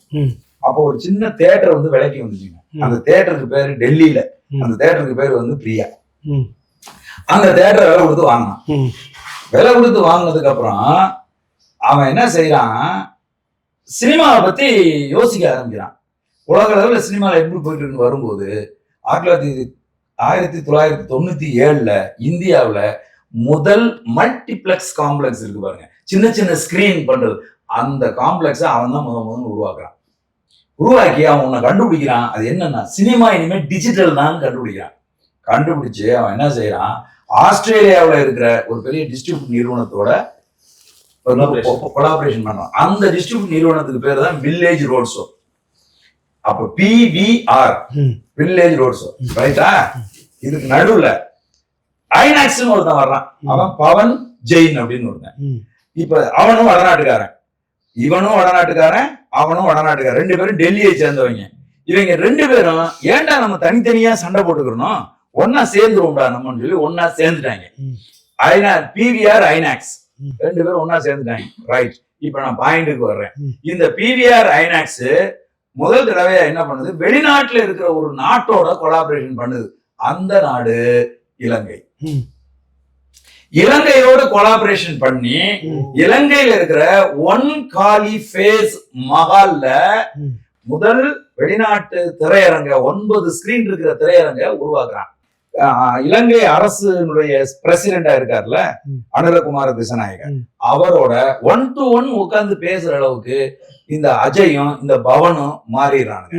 இலங்கை அரசுக்கு எதிராக ஈழ போராட்டத்தை முன் வச்சு எடுக்கப்பட்ட ஒரு திரைப்படத்தை இந்த அஜயும் பவனும் தமிழ்நாட்டுல ரிலீஸ் பண்றதுக்கு தியேட்டர் தருவான்களா? இப்ப வந்துச்சா கதை உங்களுக்கு? சரியான விளக்கத்தை சொல்லியிருக்கீங்க, ஒரு வாழ்த்துக்கள். ஆமா, பாராட்டுக்கள். இப்போ உங்களுக்கு புரியுதா ஏன் இவனுங்க PVR ஒரு திரையரங்கம் கூட கொடுக்க மாட்டேங்கிறான்? ஏன் வரலாறு போடாதவனுக்கு என் நாட்டுல என்ன வேலை? அது நீங்க கேக்குற பதில் சொல்லணும். இந்த கேள்விய ரோசம் மானம் சூடு சொரணை இருக்கிற தமிழகத்து மக்கள் கேட்கணும். அதெல்லாம் இருந்திருந்தா நாம ஏன்னா இப்படி இருக்க போறோம்? அதுதான். இப்ப நான் இன்னொரு உதாரணம் சொல்றேன். ஒரு நாள் ஒரு பெரும் குற்றச்சாட்டு எழுது இதே மாதிரி. எங்கன்னா மகாராஷ்டிரத்துல இந்த மாதிரி வந்து திரையரங்குகள்ல மல்டிபிள் காம்ப்ளெக்ஸ்ல எல்லாம் வந்து மராட்டிய திரைப்படங்களுக்கு தியேட்டர் தரமாட்டேங்கிறாங்க. பெரும்பாலும் எல்லாம் ஹிந்தி படங்களும் இங்கிலீஷ் படங்கள் தான் ஓடுதுன்னு. உடனே என்ன செய்யறான், ராஜ் தாக்கரே களத்துல இறங்குறான். என்னடா சொல்றீங்க, அப்படியாடா மராட்டி திரைப்படத்துக்கு தியேட்டர் தரமாட்டேன்னா உட்கார் இறங்கடா களத்துலன்னு சொல்லி எல்லா தியேட்டரையும் அடிச்சு நொறுக்கினான். என்னடா கேட்ட, எந்தெந்த மல்டிபிள் காம்ப்ளெக்ஸ்ல மராட்டி படம் இல்லையோ அந்த தியேட்டர்லாம் அட்ரான்னு சொல்லி அடிச்சான். உடனே அரசு பேச்சுவார்த்தைக்கு கூப்பிடுச்சு. யார? ராஜ் தாக்கரேயை கூப்பிட்டு அந்த தியேட்டர் ஓனரு, தயாரிப்பாளர் சங்கம் எல்லாரையும் பேச்சுவார்த்தையை கூப்பிட்டு உட்காந்து ஒரு முடிவு பண்ணாங்க. அது என்னன்னா, தியேட்டர்ல ஆளு வருதோ இல்லையோ 5 ஸ்கிரீன் ஒரு தியேட்டர்ல இருக்குன்னா ஒரு ஸ்கிரீன்ல மராட்டி படம் இருக்கணும். வந்து பாக்குறான், பார்க்கல, பூட்டி கூட போடு, ஆனா ஒரு மராட்டி படம் இருக்கணும் அப்படின்னு அக்ரிமெண்ட் போட்டு இன்னைக்கு வரைக்கும் அது நடைமுறையில இருக்கு. அவன்தான் ரோசமான சூடு. அப்படியே அங்க மட்டும் ரோசமான இல்லை, பக்கத்துல நமக்கு பக்கத்துலயும் ரோசமான சூடு சொரணும், நல்ல மிளகாய் நல்லா உப்பு போட்டு சாப்பிட்டோம். பக்கத்துலயும் இருக்குது விஷயம். கர்நாடகாவில இதே PVR இருக்குது. PVR வெப்சைட்டுக்கு நீங்க போங்க தம்பி, அதை எடுங்காத. இங்க வந்து பாத்தீங்கன்னா இந்த அவதாரம் ஏதோ ஒண்ணு அவதாரம், இந்த மாதிரி படங்களுக்கு முக்கியத்துவம் ஹிந்தி இங்கிலீஷ்கான படங்கள் தான் இருக்கு. தமிழ் படங்களுக்கு PVR நெட்வொர்க் தியேட்டர்ஸ்ல இல்லை. அதே PVR பெங்களூர்லயும் இருக்கு, கர்நாடக மாநிலத்திலயும், எல்லா மாநிலத்திலயும் இருக்கு. கர்நாடக மாநிலத்துல அவன் என்ன பண்றான், முழுக்க அந்த மாநிலத்துக்கு மொழி, அந்த மொழி படத்துக்கு முன்னுரிமை வரும். புரியுது. எல்லா தியேட்டர்லயுமே புரியுது. நீங்க சொன்னது அங்க வந்து 5 ஸ்கிரீன் இருக்குதா, ஒண்ணு கூட அப்படி கிடையாது. முதல்ல போடு எல்லா எக்ஸப்ட் தமிழ்நாடு, எல்லா மாநிலத்திலையும் இல்லன்னா என்ன நடந்துச்சுன்னு சொல்றேன். அங்கேயும் இந்த மாதிரி கொஞ்சம் சலம் நாங்க பண்ணா உடனே அங்க இந்த மாதிரி வாட்டாள் நாகராஜன் மாதிரி ஒரு டீம் இருக்கு, ஒரு காட்டுனாங்க. அதோட முடிஞ்சு கவர்மெண்ட்டே அங்க என்ன பண்ணுச்சு, இந்த மாதிரி வேலைலாம் இங்கே வச்சுக்க கூடாது, இங்க நீங்க இந்த மொழி படத்துக்கு முன்னுரிமை கொடுத்துட்டு பிறகு நீங்க ரஜினி படமா இருந்தாருன்னா இல்ல வேற எந்த மொழி படமா இருந்தாருன்னா அப்படின்ற மாதிரி சொல்லிட்டு பின்னாடி வச்சுக்குவாங்க. ஆந்திராவில் எடுத்துக்கிட்டீங்கன்னாக்கா ஜனநாயகம் இப்ப வருது இல்ல, அங்க இப்ப இல்ல. புரியுது. விஜய் பெரிய ஸ்டார் இல்ல, அடுத்த முதலமைச்சர்ல அவரு, அவர் படத்துக்கு அங்க தகுதி தத்துவம் போடுது இப்ப இல்ல. ஏன்னா என் மொழி படம் இங்க முக்கியத்துவம் வரணும் தான். கொண்டவன் சரியா இருந்தானாக்கா கொண்டவனும் மேய்க்க மாட்டான். இன்னொரு விஷயம் சொல்றேன் கேளுங்க. இந்தியாவில் இருக்கிற திரைப்படத்துறைகள்லயே ஒரு படத்தை மாற்று மொழி படத்தை டப்பிங் பண்ணி ஓட்ட முடியாத ஒரு இண்டஸ்ட்ரி இருக்குன்னா அது கர்நாடகா இண்டஸ்ட்ரி. நேரடியா வேணா நீங்க படத்தை ரிலீஸ் பண்ணிக்கலாமே ஒழிய இந்த டப்பிங் பண்ணி தமிழ்நாட்டுல கொண்டு வராங்க பாருங்க, இங்கிலீஷ் படத்தை டப் பண்றது, இந்தி படத்தை டப் பண்றது, இந்த வேலை கர்நாடகால பண்ண முடியாது. நேரடியான ரிலீஸ் பண்ணிக்கலாம். சரி, நீங்க இதுக்கு போயிருந்தீங்களா? நாகாலாந்து போயிருந்தீங்க. ஆமா. தியேட்டர் எப்படி இருந்துச்சு? அங்க எல்லாம் வந்து அங்க உள்ள படங்கள் மட்டும்தான் வந்து பார்க்க முடியும். ஹிந்தி படங்கள் கிடையாது. புரியுதுல்ல உங்களுக்கு? நானும் போயிருந்தாங்க. உங்களுக்கு தமிழ்நாட்டுல அப்படி ஏன் இங்க மட்டும்? ஏன்னா இந்தியா இந்த பிவிஆர் நெட்வொர்க் இருக்குல்லண்ணே, பிவிஆர் கார்பரேஷன் நிறுவனம் இருக்குல்லண்ணே, இது இந்தியாவில் இருக்கிற எல்லா மாநிலங்களையும் திரையரங்குகளை வச்சிருக்கு. அததான் இல்ல தம்பி வச்சிருக்கு. அந்தந்த மாநிலத்துல அந்தந்த மாநில மொழி முக்கியத்துவம் தரான். அவன் தான் இங்கேயும் இருக்கிறான். ஆனா இங்க அவன் கண்டுக்காம உட்காந்துக்கிறப்ப அதுக்கு யார் காரணம்னா இங்க இருக்கக்கூடிய தமிழக அரசு, தயாரிப்பாளர் சங்கம், டிஸ்ட்ரிபியூட்டர்ஸ் சங்கம், இங்க இருக்கக்கூடிய தமிழிய அமைப்புகள், தமிழ் தேசியம் பேசுகிற அரசியல் கட்சிகள், இவங்க எல்லாரையும் பார்த்து அவனுக்கு பயம் இல்ல. ஏன்னா இவர்கள் எல்லாம் அவனுடைய பாயிண்ட் ஆஃப் வியூல கோமாளிகள், இவங்களுக்கு எல்லாம் பிஸ்கட் ஏதாவது போட்டோம்னா வாயை மூடிக்குவாங்க. அது ஒண்ணு. நீங்க ஏற்கனவே சொன்ன அந்த இலங்கையினுடைய நெட்வொர்க் அவன் இலங்கைக்கு விசுவாசமா இருக்கான். எப்படி இந்திய அரசாங்கம் இந்த பக்கம் கொண்டு போய் 4000 கோடி பணம் கொடுக்கிறாரு ஜெய்சங்கர் அவர்கள், அதே நாள்ல கடலுக்குள்ள வச்சு 12 மீனவர்களை அடிச்சு கைது பண்ணி கொண்டு போறான். அப்போ என்ன கேட்டிருக்கணும் இந்திய அரசாங்கம்? ஏண்டா நான் 4000 கோடி உனக்கு உதவி பண்றேன், இப்ப வெள்ளம் பாதிச்சதுக்கு 4000 கோடி உதவி பண்றேன், அதே நாள்ல என் மீனவனை, என் நாட்டு பிரஜைய, சிட்டிசன் ஆஃப் இந்தியா, அவனை எப்படி நீ கடல்ல வச்சு அடிக்கலாம்னு கேட்கணுமா இல்லையா? சிட்டிசன் ஆஃப் இந்தியாவா? இந்திய என்ற உணர்வு அவங்களுக்கு இருக்காது. இந்தியன் என்று அவர்களை கருதுவதில்லை. தமிழன் அவன் பாக்குறான். அப்போ அது மாதிரிதான் இப்ப வந்து இவனுக்கு வந்து இந்திய உணர்வு அல்லது தமிழர் உணர்வு முக்கியமா, இலங்கை சிங்கள உணர்வு முக்கியமான? சிங்களனாலதான் அவனுக்கு லாபம் இருக்கு. ஒரு நாடே இவன் கட்டுப்பாட்டுல வருது. ஒன் டச்ல வந்து ஒரு போன்ல வந்து பிரசிடென்ட் ஆஃப் ஸ்ரீலங்காவோட உட்காந்து பேசுறாங்க இந்த பயல்வா. அப்படின்னா அவன் அதுக்கு தானே முக்கியத்துவம் கொடுப்பான். அப்ப சிங்களர் ஆதரவு நிறுவனம் பிவிஆர் இதை புறக்கணிக்கணுமா இல்லையா? கண்டிப்பா புறக்கணிப்பா. இதுக்கு ஒரு எடுத்துக்காட்டு மட்டும் சொல்லிடுறேன். சில நாட்களுக்கு முன்னாடி கிங்டம் அப்படின்னு ஒரு படம் வந்துச்சு. ஆமா. அந்த படத்தின் கதை முழுக்க தமிழர்களுக்கு எதிரான இன விரோத படம். முழுக்க சிங்களவர்களுக்கு ஆதரவான படம். தமிழர்களை தீவிரவாதிகள், வன்முறையாளர்கள் அப்படின்னு சித்தரிக்கிற படம். அந்த படம் தமிழ்நாட்டுல ஓடும் போது நாம என்ன பண்ணோம்? ஓடக்கூடாது. ஆமா, நாம் தமிழர் எதிரான படம் எதுவும் இந்த முற்றுகையிட்டோம்ல. ஆமா, பயம் வந்துச்சுல்ல பிவிஆர் காரனுக்கு. அந்த பயம் மறுபடியும் வந்தாதான் இவனுங்க அடங்குவானுங்க. ஏன்டா எனக்கு எதிரான படத்தை நீ பல 100 ஸ்கிரீன் போட்டு ஓட்டுவ, இது ஏன் வரலாறு சொல்ற படம், ஆனா நீ அதுக்கு ஒரு ஸ்கிரீன் தர மாட்டே. சென்னையில மட்டுமே 105 ஸ்கிரீன் இருக்கு தம்பி. பிவிஆர் 105 ஸ்கிரீன் சென்னையில மட்டுமே. என்ன அப்பப்ப இது மாதிரியான பிரச்சனைகள் வரும்போது ஒரு கொந்தளிப்பு இருக்கும் நம்ம மக்கள் மத்தியில. வார இறுதியில என்ன படம் பார்க்கலாம்னா பிவிஆர் தியேட்டர் தான் தேடுவானுங்க. அந்த அளவுக்கு நம்ம மானம் கெட்டு போயிருக்கிறோம். அரசு தான் இதுல நடவடிக்கை எடுக்கணும். இல்ல தம்பி, இதுல ரொம்ப முக்கியமான ஒரு விஷயம் என்னன்னு கேட்டீங்கன்னா, மத்த மாநிலங்கள்ல இல்லாத பல அயோக்கியத்தனங்கள் தமிழ்நாட்டுல நடக்குது. நான் ஒரு சினிமாக்காரனா உங்களுக்கு சொல்றேன். சென்ற முறை தேர்தல் நடந்த போது மதிப்புக்குரிய டி ராஜேந்தர் அவர்கள் வந்து முன் வச்சாங்க. என்ன முன் வச்சாங்கன்னா, ஏண்டா உன்னோட சாப்ட்வேரை கொண்டு போய் தியேட்டர்ல வச்சு நீ படம் காட்டுறதுக்கு நான் ஏண்டா பணம் கட்டணும், எனக்கு ஓட்டு போடுங்கன்னு கேட்டாரு. ஆனா காசை வாங்கிக்கிட்டு இந்த மக்கள் ஓட்டை போட்டு டி ராஜேந்தர் தோக்கடிச்சாங்க. இது என்னன்னு உங்களுக்கு பொதுவா உள்ளவங்களுக்கு புரியாது. இப்ப ஒரு தியேட்டர் அப்படின்னு எடுத்துக்கிட்டீங்கன்னா என்ன அர்த்தம்?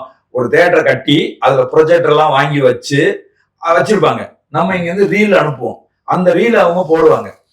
இதுதானே தியேட்டர்னாவே ப்ரொஜெக்டரோட இருந்தா தானே தியேட்டர் முன்னாடி.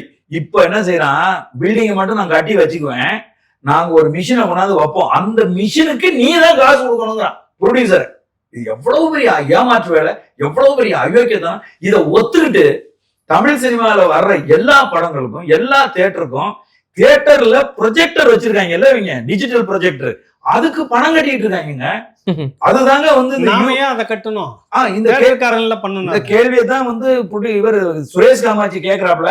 இந்த கேள்வியை தான் வந்து டி ராஜேந்தர் இன்னும் வெக்க கேட்டா மான கேட்டார். டேய், பக்கத்துல இருக்க கர்நாடகாவுல கட்ட மாட்டேங்கிறான், ஆந்திராவுல கட்ட மாட்டேங்கிறான், கேரளாவுல கட்ட மாட்டேங்கிறான், நீங்க என்ன கட்டுறீங்கன்னு கேக்குறாரு.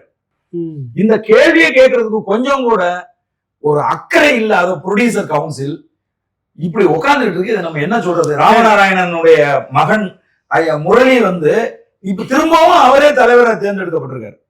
தமிழக அரசு கலைத்துறைங்கிறது ரொம்ப ரொம்ப முக்கியங்க. நம்முடைய தேசிய தலைவர் மேதகு பிரபாகரன் அவர்கள் கலையை வந்து ஒரு போர்படைக்கு இணையா கருதினார். மாவோ என்ன சொல்றாரு தெரியுமா? கலை உணர்வு இல்லாத படை மந்த புத்தி உள்ள படைங்கிறார். அப்ப ஒரு கலை உணர்வு என்ன தெரியுமா? அதுக்குதான் உங்களுக்கு உண்டான கலை படைப்புகளை கொடுத்துட்டீங்கன்னாக்கா நீங்க வந்து மந்த புத்தில இருந்து மாறிடுவீங்கல்ல. அது சரி. அதுக்குதான் இப்படி காய அடிக்கிறது. அது சரி. இப்ப விஷயத்துக்கு வருவோம். நீங்க சொன்னீங்கல்ல, அந்த படம் வந்து அது வந்து போர்க்களத்துல மருத்துவ பிரிவு எப்படி செயல்பட்டதுன்றப்ப, ஆமா, போராளிகளுக்குள்ள வைத்தியம் பார்க்குற கதை இல்லை. ஒரு சிங்கிள் ரெஜிமெண்ட் ஆபீசர் அவன் வந்துட்டு கண்ணை கட்டி போராளிகளை, பெண் போராளிகளை பின்னாடி கையை கட்டி கண்ணையை கட்டி சுடுவான். அவன் தான் ஒரு கட்டத்துல அடிபடுறான். அடிபட்டு இவங்க வலையில இவங்க பகுதியில சிக்கிட்ட உடனே இந்த போராளிகள் அவனுடைய உயிரை எப்பாடுபட்டேனும் காப்பாற்றியாக வேண்டும். மழை பொழியுது. அதற்கு மத்தியில தன் எல்லைக்குள்ள தன் கட்டுப்பாட்டில் இருக்கிற எந்த ஒரு உயிர் விடக்கூடாது. அதான் நமக்கு தலைவர் சொன்ன பாடம் அப்படின்னு சொல்லிட்டு அந்த ஸ்ட்ரெச்சரில் வச்சுன்னு அந்த அவன் சிங்கிள் ஆர்மி ஆஃபீஸர் ஸ்ட்ரெச்சரில் வச்சுன்னு ஓடுவாங்க பாருங்க. அப்படியே அந்த நேரத்தில் அவன் அப்படியே பார்த்துக்கிட்டு கண்ணில் தண்ணி வரும் அவனுக்கு. இதுதான் கதை, அப்படியே முடியுது. இப்ப கடைசியா வந்து இவர்கள் எப்படிப்பட்ட உன்னதமானவர்கள் அப்படின்னு காட்டுற அந்த படம். இதை வந்து முடக்கி வச்சுக்கிற அந்த படத்தை இல்லை, அதை விட்டு முடிஞ்சு எங்க தாண்டி இதுக்குள்ள இன்னொரு சூட்சமும் இருக்கு. ஓடிடில வந்து அவர் வெளியிட்டுட்டார். இல்ல, இப்ப இந்த திரைப்படத்தை வந்து பிவிஆருக்கு பாடம் கற்பிப்பதற்கு தமிழ் கூறும் நல்லுலகுக்கு இன்னொரு பெரிய வாய்ப்பு இருக்கு. உலகம் முழுவதும் இருக்கக்கூடிய தமிழர்களுக்கு நினைச்சா பிவிஆர் நிறுவனத்துக்கு ஒரு மிகப்பெரிய பாடத்தை கற்பிக்கலாம். அது என்ன அப்படின்னு கேட்டீங்கன்னா, இந்த திரைப்படம் ஓடிடி பிளஸ் அப்படிங்கிற ஓடிடில ரிலீஸ் ஆயிருக்கு. அந்த ஓடிடி தளத்துக்கு பேர் வந்து OTT plus. Pay for view, அதாவது பணம் ஒரு தடவை படம் பார்க்கறதுக்கு பணம் கட்டி படம் பார்க்கலாம் அப்படிங்கிற சிஸ்டத்தின் அடிப்படையில இந்த படம் ரிலீஸ் ஆயிருக்கு. இந்த படத்தை அது நீங்க ஒரு 253 ரூபா கிட்ட வருஷம் முழுக்க பார்த்துட்டு இருக்கலாம். ஆமா, அதாவது இந்த திரைப்படத்தை மிகப்பெரிய வெற்றி படமா ஓடிடில மாத்துவதன் மூலமா இந்த பிவிஆர் ஐநாக்ஸ்க்கு செருப்பால அடிக்கலாம். ஒதுங்கிடுவான் ஒண்ணு. அடுத்தது இவ்வளவு பெரிய ஸ்டார்லாம் இருக்காங்கல்ல, இப்ப ஜனநாயகம் வரப்போகுது. இதே புலமையந்த தமிழ் மக்கள் தான் முண்டி அடிச்சுக்கிட்டு போய் டிக்கெட் வாங்கிட்டு அவனுக்கு கோடிகளை கொட்டி கொடுப்பாங்க. ஒரு முறை என் சல்லியர்கள் என் இனத்தின் படத்துக்கு நீ பொருள் கொடுக்காத ஒன்ன நான் படத்தை புறக்கணிப்பேன். அது ரஜினியா இருந்தானே யாரா இருந்தாலும் ஒரு முறை காமிச்சாங்கன்னு வச்சுக்கோங்க, பயம் வருமா வராதா? அது சரி. இந்த படம் வாய்ஸ் கொடுக்கணும் இல்ல, இருக்கு நிச்சயமா கொடுக்கணும். விஜய் பேசணும் இல்ல, பேசணும். பெரிய ஆளுமைகள் இல்ல, பேசணும். உங்க படத்தை நாங்க தலையில தூக்கி சுமந்து உங்களுக்கு வெளிநாட்டுல நாங்க கஷ்டப்பட்டு ஓடிச்சு உங்க படத்தை ஓட்டி உங்களுக்கு காசு. உலகம் முழுவதும் வாழுகிற ஈழத் தமிழர்கள் ஒரு நொடி சிந்திக்கணும். இதனுடைய உழைப்பை, உங்க உழைப்ப அப்படியே அட்டை வந்து உறிஞ்சுறது மாதிரி ஜனநாயகன் திரைப்படம் உறிஞ்ச போகுது, பராசக்தி திரைப்படம் உறிஞ்ச போகுது உங்க உழைப்ப. இந்த பராசக்தியில இருக்கிற பேர் நான் தம்பி பேர் சிவகார்த்திகை பேசணும் வெளியில. இந்த சல்லியர்கள் படத்தை இப்படி பண்ணது தப்புன்னு பேசியிருக்கணும். பேசாத இந்த படத்தை நீங்க அங்க கொண்டாடக்கூடாது. தூக்கி நல்ல ரோசம் உள்ள களத்துல நீங்க வந்து உங்க வலியை சுமந்தீங்க, குடும்பத்துல ஒருத்தர் நம்ம இழந்திருக்கிறதுன்றது உண்மையா இருந்தாக்கா இவர்களுடைய படத்தை கொஞ்சம் நிறுத்துங்க. இந்த படத்தை ஓடிடில உட்காந்து குடும்பமா பாருங்க. இதுல இன்னொன்னு இருக்குன்னு, இந்த படம் இவ்வளவு தூரம் தடையை சந்திச்சது இல்ல, ஏன்னு என்னைக்காவது யோசிச்சிருக்கிறீங்களா? சொல்லுங்க. இந்த படத்தோட ஒரு காட்சி வந்து தமிழ்நாட்டில் அந்த இன விடுதலை போராட்டம் தீவிரமாக நடந்து கொண்டிருந்த 2009 காலகட்டத்துல நடந்த முக்கியமான ஒரு விஷயத்த ஞாபகப்படுத்திடும் எல்லாத்துக்கும்.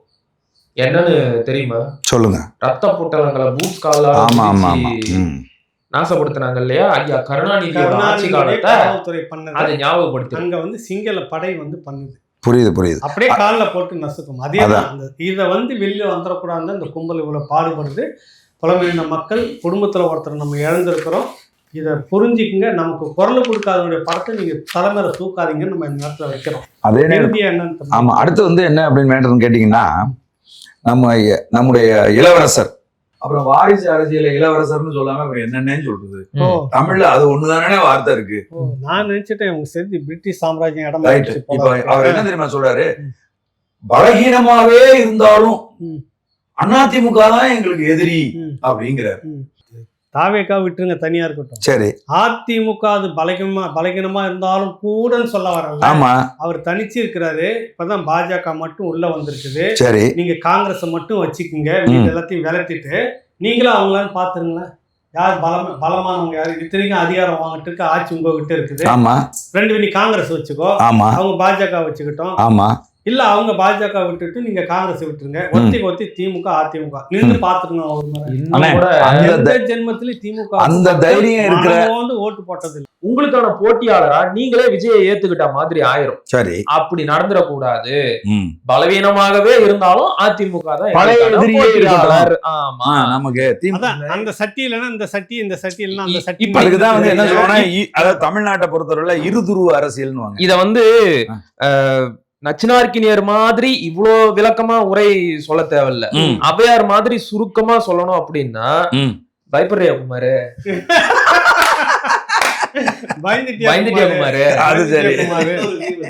இவ்வளவு நாளா அதிமுக புறக்கணித்துட்டு பாஜகவை தான் எதிரியாகவே போர்ட்ரேட் பண்ணி நரேட்டிவ் செட்டிங் அப்படிதான் இருந்துச்சு. அண்ணாமலை தலைவரா இருந்தபோது Annamalai versus DMK, BJP versus DMK தான் தமிழ்நாட்டில் ஓடிட்டு இருக்குது. அதிமுக ஒரு எதிர்கட்சி இருக்கான்ற கேள்வி எல்லாம் எழுந்துருச்சு. இப்ப வாண்டடா உதயநிதி வந்து அதிமுக உள்ள இருக்கிறாருன்னா பாஜக மீது ஏதோ ஒரு பயம் ஏற்பட்டிருக்கு, வேற ஏதோ பின்னாடி இருந்து அடிச்சிருக்காங்களோன்ற கண்ணு முன்னாடி வந்து போகுது. அது சரி, எங்க அப்பா ஒரு கணக்கு வழக்க ப்ளீஸ் பண்ணிட்டாங்கன்னா போதும், முடிஞ்சிச்சு. எங்க அக்கா கனிமொழி வந்து ஒரு செய்தியை சொல்றாங்க. என்ன சொல்றாங்களா, இந்த தேர்தலில் பெண்களுக்கு சம உரிமை வழங்கப்படும் அப்படின்னு ஒரு அறிவிப்பு செய்யறாங்க. கனிமொழிங்களா? முதல்ல அவங்க கட்சியில அவங்களுக்கு சம உரிமை இருக்குதா கேட்டு சொல்லுங்க. என்னப்பா நேத்து நியூஸ் பேப்பர்ல வந்து கட்சிக்கு ஐயா குடும்பத்துக்கு வாங்க, ராகவா குடும்பத்திலேயே சம உரிமை இல்ல, கட்சியில சம உரிமை அது இல்ல. இது எந்த நினைப்புல சொல்றாங்க? நேற்றைய செய்தித்தாள படிச்சீங்களா? பெண்களுக்கு சம உரிமை வழங்கப்படும்னு சொல்றாங்க. பெண்கள் மாநாட்டுல அதான் அண்ணன் கேக்குறாரு, முதல்ல அவங்களுக்கு சம உரிமை இருக்கா? சம உரிமை குடும்பத்துல கொடுக்க. நேற்றைய செய்தித்தாள படிச்சீங்களா? சொல்லுங்க தம்பி. இந்த மகளிர் மாநாடு நடந்துச்சு இல்ல? ஆமா. இதற்காக கட்சி சார்பாக கொடுக்கப்பட்ட எந்த ஒரு விளம்பரத்திலும் கனிமொழியின் புகைப்படம் இடம்பெறவில்லை. அதைத்தான் சொல்றீங்களா? திமுகவின் கேளுங்க, அதைத்தான் சொல்றீங்களா அண்ணே? வேற எந்த நியூஸ் பேப்பரும் இல்ல. திமுகவின் அதிகாரப்பூர்வ நாளேடான முரசொலியிலேயே கனிமொழியின் படம் புறக்கணிக்கப்பட்டது. மகளிர் மாநாடு பாரு தம்பி, இந்த தேர்தல் வரைக்கும் இளவரசர் வந்து மன்னர் ஆயிட்டாருன்னா சரி, கனிமொழி வந்து வீட்டுக்கு போயிடும். முடிஞ்சு போச்சு கதை. அது சரி, அதுக்காக காத்துக்கிட்டு இருக்கிறாங்க. அந்த லட்சணத்துல இருக்குது. இது வந்து பெண்களுக்கு சம யாரை ஏமாத்துமா? நான் முன்வைக்க வந்த கருத்தையே முன்வைக்க விட மாட்டேன். சொல்லுங்க, இங்க பாரு, நீ எதனா நான் சொல்றத கேட்டுக்கோங்க, தயவு செய்து கோவத்துக்கால் பாருங்க. முதல்ல முரசொலியில் நீங்க சம வாய்ப்பு கேளுங்க. முரசொலியில சம உரிமை பெண்ணுக்கு எனக்கு கனிமொழி நானு பத்திரிகையாளரா இருந்திருக்கேன், கட்சியோட துணை பொதுச் செயலாளர், இந்து ஆங்கில பத்தியில வேலை பார்த்திருக்கேன். எதுல வேணாலும் அப்பா டப்பர் கூட வேலை பார்த்துக்கோ. பெண்ணுன்ற முறையில எனக்கு முரசொலியில இடம் கொடுங்கன்னு கேளுங்க. அப்புறமா வெளியில வாங்க. இல்ல சார், இது ஒரு ஆற்றாமையின் வெளிப்பாடுதான். இப்போ உதயநிதி ஸ்டாலின் வந்து நேரடியா கருத்தை முன்வைக்கணும்டா. நேரடியா ஒரு விஷயத்த சொல்லறதுக்கு மறைமுகமா மேடையில இளைஞர் அணி மேடையில சொன்னாரு, ஐயா இந்த முறை வந்து இளைஞர்களுக்கு வாய்ப்பு கொடுக்கணும் அப்படின்ட்டு துறைமுறை எல்லாம் பார்த்துட்டே ஒரு விஷயத்த பதிவு பண்ணாரு. நேரடியா சொல்ல முடியாத மறைமுகம் இல்ல. அப்ப இது நீ சொல்ற இளைஞர்களுக்கு வாய்ப்பு வேணும்னு உதயநிதி கேட்டாருன்னு துரைமுருகன் எப்படி பார்த்தாரு, எப்படி நக்கலா சிரிச்சாருன்னு சொல்லாங்க. வாடி நாங்கெல்லாம் வந்து இங்க வந்து அண்ணா ஒரு நிமிஷம் இருங்க. சொல்லல. அது போல அக்கா கனிமொழி அவர்கள் மறைமுகம் நேரடியா சொல்ல பயந்துட்டு மறைமுகமாக பக்கத்து இலைக்கு பாயசம் ஊத்துன்னு நீங்க சொல்லுங்க. அதாவது திமுக திட்டமிட்டு என்ன செய்யுதுன்னா நாம் தமிழர் கட்சியினுடைய ஆட்சி வரைவு இருக்குல்ல அதுல ஒன்னொன்னா திருடுது. அந்த திருட்டின் ஒண்ணுதான் கனிமொழி அவர்களை வச்சு இந்த அறிவிப்பு. நாம் தமிழர் கட்சி அரசியல் அதிகாரத்துல பெண்களுக்கு சம வாய்ப்பு கொடுக்குது. அதை முறியடிக்கணுங்கிறதுக்காக தான் அம்மா கனிமொழி வந்து இந்த தேர்தலில் பெண்களுக்கு சம வாய்ப்பு கொடுக்கப்படும். அறிவிப்பை திருடினா மட்டும் போதாது, அண்ணன் பண்ற மாதிரியே சரிபாதி பெண்களுக்கு வாய்ப்பு கொடுக்கவும் செய்யணும். அப்ப 117 கூட வேணாம், குறைஞ்சபட்சம் ஒரு 50 பெண்களுக்கு வாய்ப்பு கொடுப்பீங்களா? 30% கொடுங்க. 33% கேக்குறாரு ஐயா. கொடுங்கன்ற 33 கூட வேணாங்க, 30 வேணாம், 25 கொடுத்துருங்கன்ற. அது சரி. கொடுத்துட்டீங்கன்னா அந்த தேர்தல நீங்க தான் பெரியார் சொன்ன மாதிரி பெண் உரிமைக்கு நாங்க திமுக ஓட்டு போடுறீங்களா? நீங்க கொடுங்கன்ற முதல்ல கொடு. நான் கண்ணதாசன் ஒண்ணு சொன்னாரு, ஞாபகம் இருக்கா? என்னன்னு? இந்த திண்ணை பேச்சு வீரரிடம் ஒரு கண்ணா இருக்கணும் அண்ணாச்சி, பட்டுக்கோட்டை நினைக்கிறேன். அது மாதிரி இந்த பேசுறவங்களை எல்லாம் நம்பி எந்த பயனும் இல்லை. அண்ணா சொன்னாரா? செயல்ல காட்டுங்க. அண்ணா சொன்னாராம் திண்ணையில் படுத்து திராவிட நாடு கேட்க. அதுக்குதான் சொன்னாங்க. அதுக்கு கண்ணதாசன் சொன்னாராம் திண்ணையில் படுத்து திராவிட நாடு கேட்க திராவிட நாடு தொன்னையில் வெண்ணையா இல்ல சோத்துக்கு புளிக்குழம்பா அப்படின்னு கேட்டாரா? எனக்கு திண்ணையில படுத்துட்டு தொன்னையில வெண்ணெய் தானடா கேட்பேன் அப்படின்னு. அததானே சொல்ல ஆமா. பேச்சு அன்னியில இருந்து இன்னைக்கு வரைக்கும் பேச்சு. அடைந்தால் திராவிட நாடு, அடையாவிட்டால் சுடுகாடு. சுடுகாட்டுக்கு போயிட்டீங்களா எல்லாரும்? எங்க அப்பா சொல்றாரு தமிழகத்தில் தம்பி, எங்க அப்பா சொல்றாரு தமிழ்நாட்டில் பெண்கள் எங்களோடு நிற்கிறார்கள். புரியுதா? அவருக்கு ஒண்ணு தெரியல, என்னன்னு கேளு. இந்த 1000 ரூபாய் பணம் தர்றேன்னு சொல்லி இன்னமும் தகுதி இல்லாத பெண்கள் பல பேர் ரோட்ல நிக்கிறாங்க. 1000 ரூபாய் போடுறாங்க. ஒரே ஒரு டைம் அவங்க கலைஞர் டிவி அப்படியே அப்படியே சும்மா பறந்து பார்வைன்றாங்கல்ல, எல்லா பெண்கள்கிட்ட மைக் நீட்டிட்டோம். அது சரி. எவ்வளவு பேர் காரி துப்புறாங்கன்னு மாட்டாங்க. அது சரி. அதை விட்டு சந்தில கூட்டு வச்சுட்டு நீங்க 1000 ரூபாய் வாங்கிட்டு கொஞ்சம் பேட்டி அப்படி வாங்கிட்டு வெளியில கொண்டு வந்து போடாதீங்க. அது சரி. நேரா போங்க, பெண்கள் உங்களை எப்படி கொஞ்சறாங்கன்னு தெரிஞ்சு. அதுக்கும் நாங்க ஜூனியர் ஆர்டிஸ்ட் வச்சிருக்கோம், அனுப்பிச்சு விட்டு பேச விடுவோம். அது ஒரே ஆளு ஒரே ஒரே ஒரு வேலையை செஞ்சு ஒட்டுமொத்த தமிழகத்தையும் எங்க பக்கம் திருப்ப போறோம். என்னது? இந்த நாட்டை விட்டே போக போறீங்களா? குளிக்க போறீங்களா? இல்ல, சமத்துவ பொங்கல் வைக்க போறோம். இருங்க. அந்த சமத்துவ பொங்கலுக்கு போறதுக்கு முன்னாடி ஒரே ஒரு செய்தி மட்டும் சொல்லிடுறேன். இப்ப அக்கா கனிமொழியை ஒதுக்குறாங்க அப்படின்னு சொன்னோம் இல்லையா? அது ஏதோ வாய் புளித்ததோ மாங்காய் புளித்ததோ அப்படின்னு எல்லாம் சொல்லல. எங்க அப்பா டயலாக். சில விஷயம், சில டாட்ஸ் எல்லாம் கனெக்ட் பண்ணி பார்த்தா அது உண்மைதான் அப்படிங்கிறது உங்களுக்கு புரிஞ்சிடும். சரி. நம்ம அக்கா வந்து தேர்தல் நேரத்துல மட்டும் நாடார் வேஷம் போடுவாங்க. சரி, சரிங்களா? மத்த நேரத்துல எல்லாம் வந்து ஜாதியை பேசக்கூடாது, ஜாதியை கேட்கக்கூடாது, சமத்துவம் அப்படி இப்படின்னு என்னென்னமோ பேசுவாங்க. ஆனா தேர்தல் வந்துட்டா திடீர்னு நாடார் வேஷம் போடுவாங்க. அவங்களையும் நாடார்னு நம்பிக்கிட்டு அந்த சமூக மக்கள் ஓட்டு போடுவாங்க. இப்ப சில புரியல தம்பி. அப்பா என்ன சமூகம் அந்த சாதி தானே போட்டுவாங்க. ஆமா, கரெக்டா? ஆமா. இசை வேளாளர் இந்தியாவிலேயே அப்படி ஒரு சமூகம் இல்ல, கிடையாது. கண்டுபிடிச்சிட்டீங்க. சின்ன மேலன்னு அதுக்கு பேரு. சரி. அதுக்கு ஓங்கோல் பூர்வீகம். அங்க இருந்து வந்தீங்க. தாய்மொழி தெலுங்கு. கருணாநிதி அவர்களுக்கு நம்ம அவரை குறை சொல்லல. அப்ப அப்படி இருக்கும்போது பொண்ணா பிறந்தோடனே நீ எப்படி நாடார மாறுற? அண்ணா ஒரு விஷயம் சொல்றேன். தமிழ்நாடு நாடார் சங்கத்தினுடைய தலைவர் மதிப்புக்குரிய ரமேஷ் நாடார் வந்து அறிதிட்டு உறுதிட்டு பல சேனல்ல வந்து அவர் சொல்றாரு கனிமொழி நாடார் இல்லை. இப்ப நான் கேள்வி அது இல்ல, எங்கேயோ கொண்டு போறீங்க. இப்ப அவங்க நாடார் வேஷம் போடுறாங்கல்ல, அதையும் நம்பிக்கிட்டு அந்த சமூக மக்கள் ஓட்டு போட்டு ஜெயிக்க வைக்கிறாங்கல்ல, எப்படியா அதுக்கு ஆப்பு வைக்கிற மாதிரி ஒரு அவனை போய் அப்படி சொல்லணுமா? சரி, வேற வழி இல்ல. ஒரு பத்திரிகையாளர் ஒரு வேலையை பார்த்து விட்டார். பெருந்தலைவர் ஐயா காமராஜரை பத்தி தப்பா பேசினார். அந்த நாடார் சமூக மக்கள் எல்லாம் வெகுண்டெழுந்து, இலக்கிய வியாபாரி பேரு, நாடார் சமூக மக்கள் வெகுண்டெழுந்து இந்த நபர் மேல நடவடிக்கை எடுக்கணும், கைது செய்யணும் அப்படின்னு வந்து கேட்டாங்க, புகார் கொடுத்தாங்க. எதுவுமே நடக்கல. கடைசியில என்ன சொல்லிட்டாங்க? திமுகவிற்கு ஓட்டு போட மாட்டோம்னு சத்தியமே பண்ணிட்டாங்க. இவ்வளவு நடக்குது. இது யார பாதிக்கும்? அந்த மக்கள் எந்த இடத்துல செறிவா இருக்கிறாங்க? எந்த தப்புமே பண்ணாத எங்க அக்கா கனிமொழியே பாதிக்கட்டும் தான் அவங்களும் எதிர்பார்க்கறாங்க. அதனாலதான் எந்த நடவடிக்கையும் எடுக்கல. அப்படி ரூட் போடுறீங்களா? இதுதான் கனெக்டிங் தி டாட்ஸ். இப்ப அவர் சொன்னாங்க, எங்க இளவரசர் வந்து முடிவு பண்றாரு. ஆமா, அவங்க அழியட்டும், ஒரு தொகுதியே கட்டி வச்சிடலாம். அத்தை நீ அங்க இரு கொஞ்சம் லாய்க்கப்பட மாட்டேன். அத்தைன்றதை அழிச்சிடுறாங்க, முடிஞ்சு போச்சு. தடையுமே இருக்க கூடாது. அதுதான் ஒண்ணு. ரெண்டாவது நீங்க சொன்னீங்கல்ல ஒரு பத்திரிகையாளர், அவர் என்ன பண்றாரு, அண்ணே அவர் பத்திரிகையாளரா, சரி, அவர் லேகிய வியாபாரின்னு சொன்னதுக்கு அப்புறமும் பத்திரிகையாளர் சொன்னா என்ன துணிச்சல் உங்களுக்கு?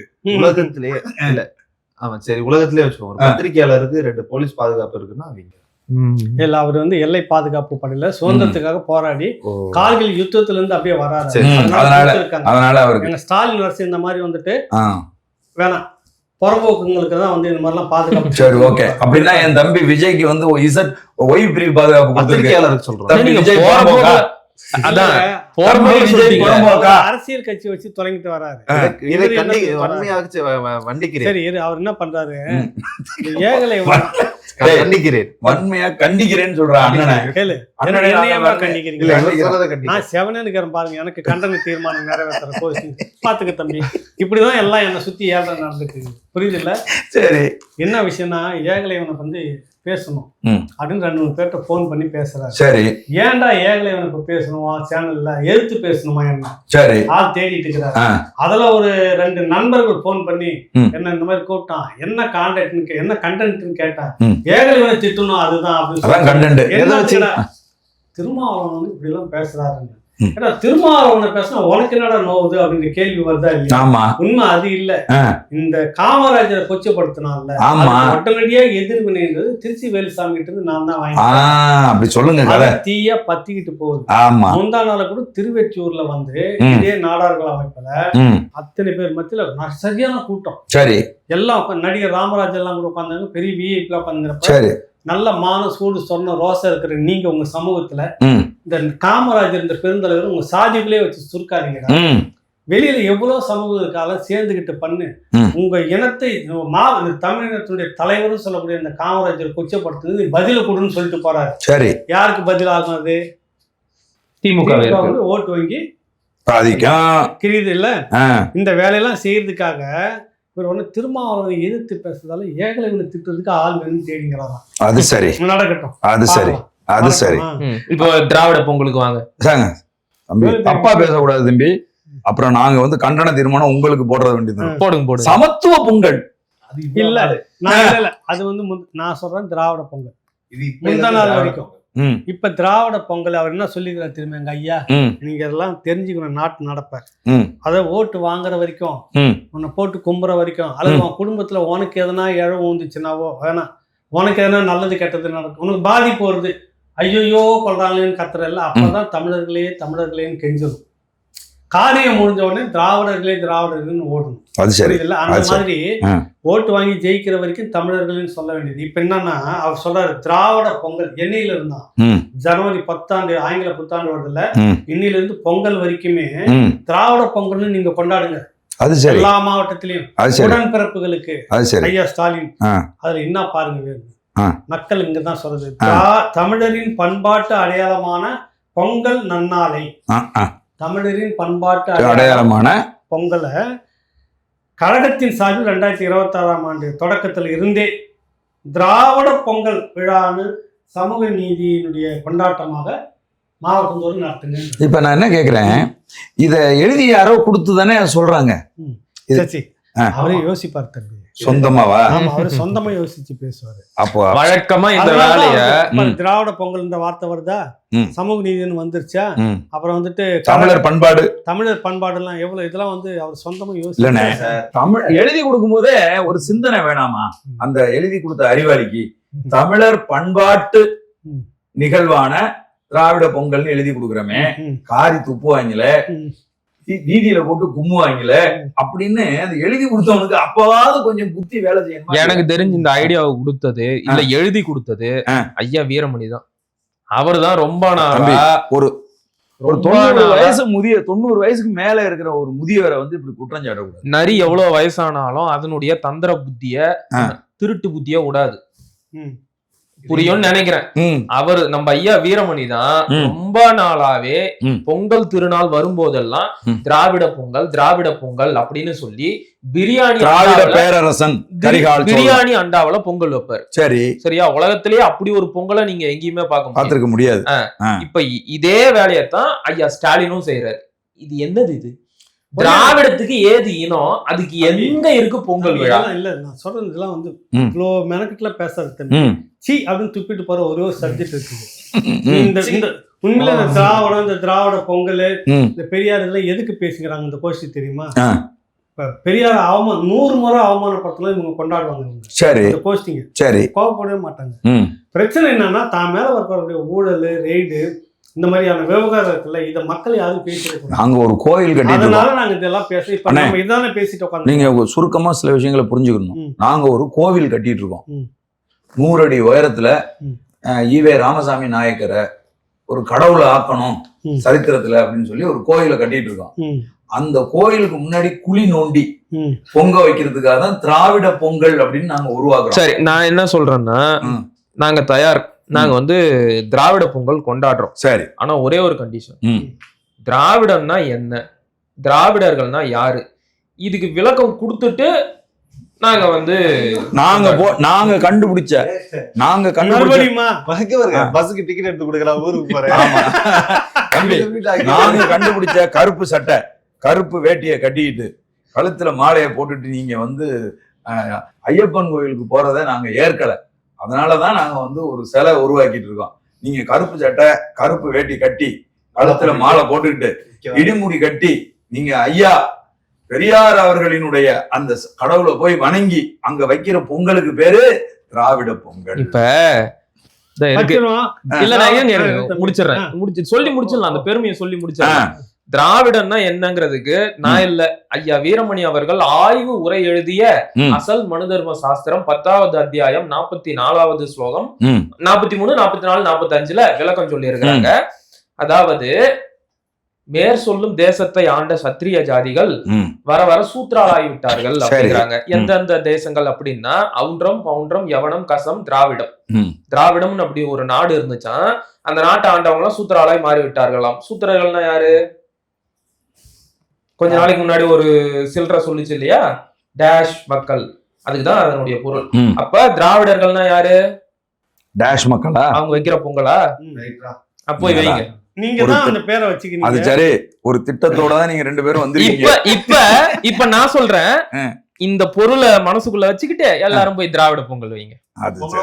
திராவிடம்னா யாரு, எந்த தேசம் தம்பி? ஒரு 6 நாடு சொன்னேன், 5 நாடு சொன்னேன். யவனம், கசம், பால்கீகம், காம்போசம், இதெல்லாம் நாடு. இவன் எல்லாமே வந்து சூத்திரனா மாறிட்டான். ஆமா, ஆரியன் புரியுது. ஆரியன் வந்து சூத்திரனா மாறிட்டான். சூத்திரன்றவன் யாரு? மகன்கள். அந்த நாடு என்ன நாடு? திராவிட நாடு. இப்ப பொங்கல் வச்சுக்கோங்க.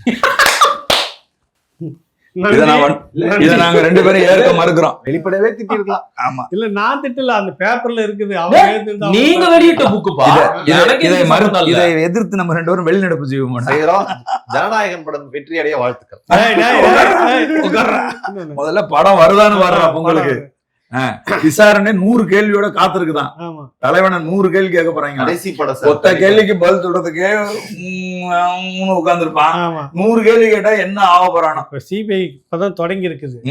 அது முடியறதுக்குள்ள நாள் இழுத்துட்டு போகும். 2 டிமாண்ட் தான். கூட்டணியா? டிமாண்ட் நம்பர் 1 கூட்டணி, டிமாண்ட் நம்பர் 2 தீகார். 2ல என்ன வச்சுன்னு இருக்குது. இதுல நீ ஜனநாயகத்துக்கு குதிக்காத, கொஞ்சம் வெயிட் பண்ணு. நம்ம மீண்டும் அடுத்த வாரம் சந்திப்போம். நன்றி, வணக்கம், மிக்க மகிழ்ச்சி. இந்த நிகழ்ச்சியில முக்கியமான பங்கு பெற்றிட்டு இருந்த தம்பி முத்துப்பாண்டி, அவர் ஏற்கனவே சாதி சனம் அதிகம். எப்ப பார்த்தாலும் கல்யாணம் காட்சி, கிடா வெட்டுறது, ஆடு வெட்டுறது, எப்ப எடுத்தாலும் ஆடு வெட்டுறதுக்காக ஊருக்கு போயிருக்காரு. அதுக்காக தம்பி மகிழன் வந்திருக்கிறாரு. மகிழனுக்கு சிறப்பு வணக்கம், நன்றி. எனக்கு இன்ட்ரோடக்ஷன் சொல்ல வேண்டியது எண்டிங்ல சொல்லிட்டீங்க. ஏதோ ஒரு மாற்றம் இருக்கட்டும். நன்றி, வணக்கம். நன்றி, வணக்கம்.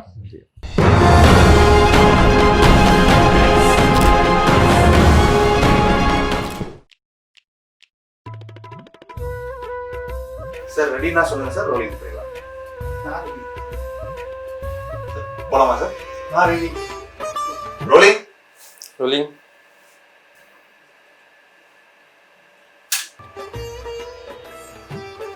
சார் ரோலிங் ஆயிட்டு இருக்கு. ஆரம்பிக்கலாம் சார்.